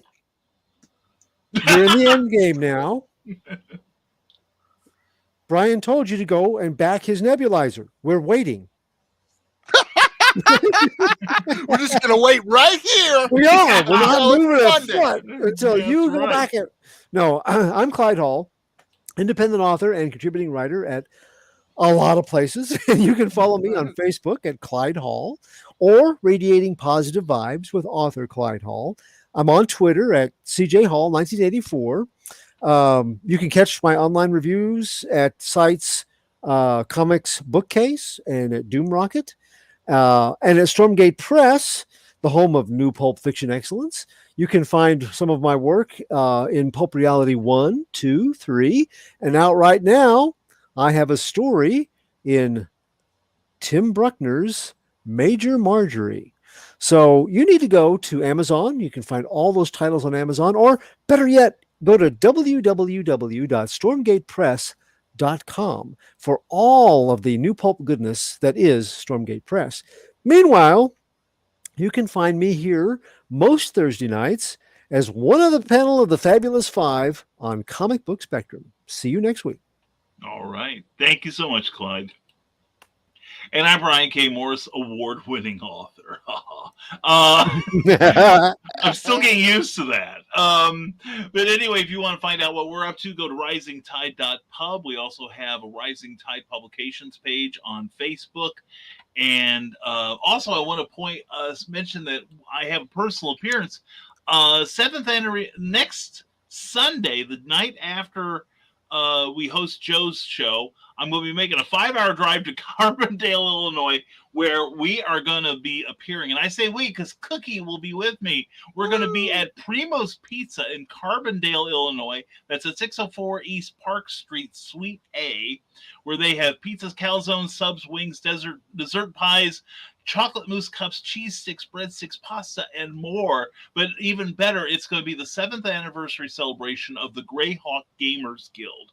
And in addition to my showing up there with Cookie, we'll also have actor and activist Santiago Cirillo, artist Brad Moore, artist Wade Moore, Joey Dodd, and Jim Gillespie. It's going to be an art-filled show, and I will be bringing books such as the Major Marjorie that was shown earlier, as well as Snow Shorts, which features the award-winning story Snow Ambition by myself, Mark Busquette, and Bobby Nash, who created the whole shebang. So please come out and see us. We'll have some book specials and all kinds of wonderful things going on. And definitely, please give the Nebulizer number 2 some love on Kickstarter right now. It is about $350 away from making its financial goal, and I want one of those beanies too. So we're not just talking about Eric. We're not talking, don't think about Eric. Think of me. And look, you think I don't need something up there? Come on. This thing's going to get cold in the winter, and I live in Indiana, all right? So have some mercy. So I want or think about little old me who wants issue number 3 already.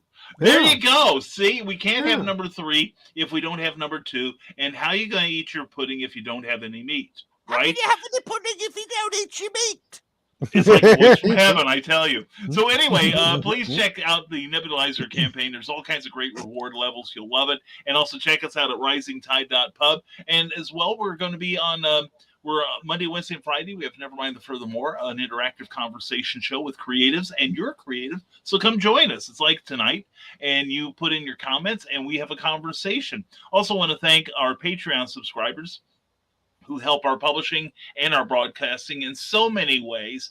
And soon, if you pledge $5 or more, you're going to get, I'm going to reveal something. Well, I can't reveal it to you because I haven't revealed it to my $5 level people, but my next novel is going to be serialized, the first draft in the Patreon account. That's $5 a month, but even $1 a month gets you access to our twice weekly blog. Every blog deserves a name. Also, your name goes on this card, and if you want to see your name here, go to www.patreon.com/Brian K. Morris, and please become our patron. We would appreciate that so much. And also, we have sponsors on this show, namely Rising Tide Publications. The Terrors will be coming out this summer. It's superheroes with a twist from World War II. And we also want to say thank you to Jeffrey Hayes and Plasma Fire Graphics. Plasma Fire Graphics, when the look of your book matters to you.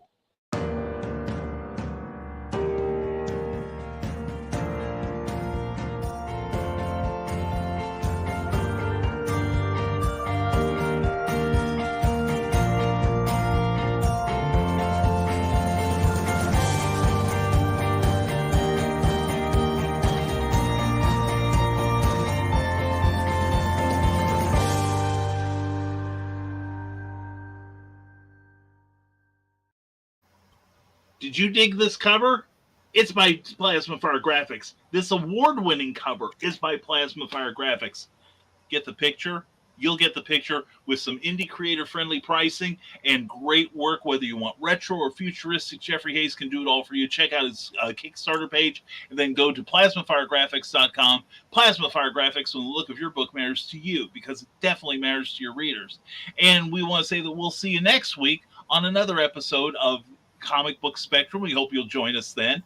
And be sure to tell all your friends we've got this great positive show going, okay? And as always, folks, this is Brian Morris telling you, stay smart, stay safe, wash your hands, and never apologize for being awesome. We'll see you next week on Comic Book Spectrum. Thank you for watching Comic Book Spectrum, a Rising Tide Broadcast Network production. Please join us next week for another look at comics, past, present, and future. If you enjoyed this, please give the show a like and be sure to subscribe and share it with your friends. To receive our free monthly newsletter, go to www.risingtide.pub and be sure to give the Rising Tide Broadcast Network page on Facebook a like in order to receive news about upcoming shows, including Clever Title Pending, Stupid O'Clock, Clever as Hail, Comics Chaos and Sass, Tidbits and Scribbles, the Historical Fencing Guild, and Nevermind the Furthermore. See you next week.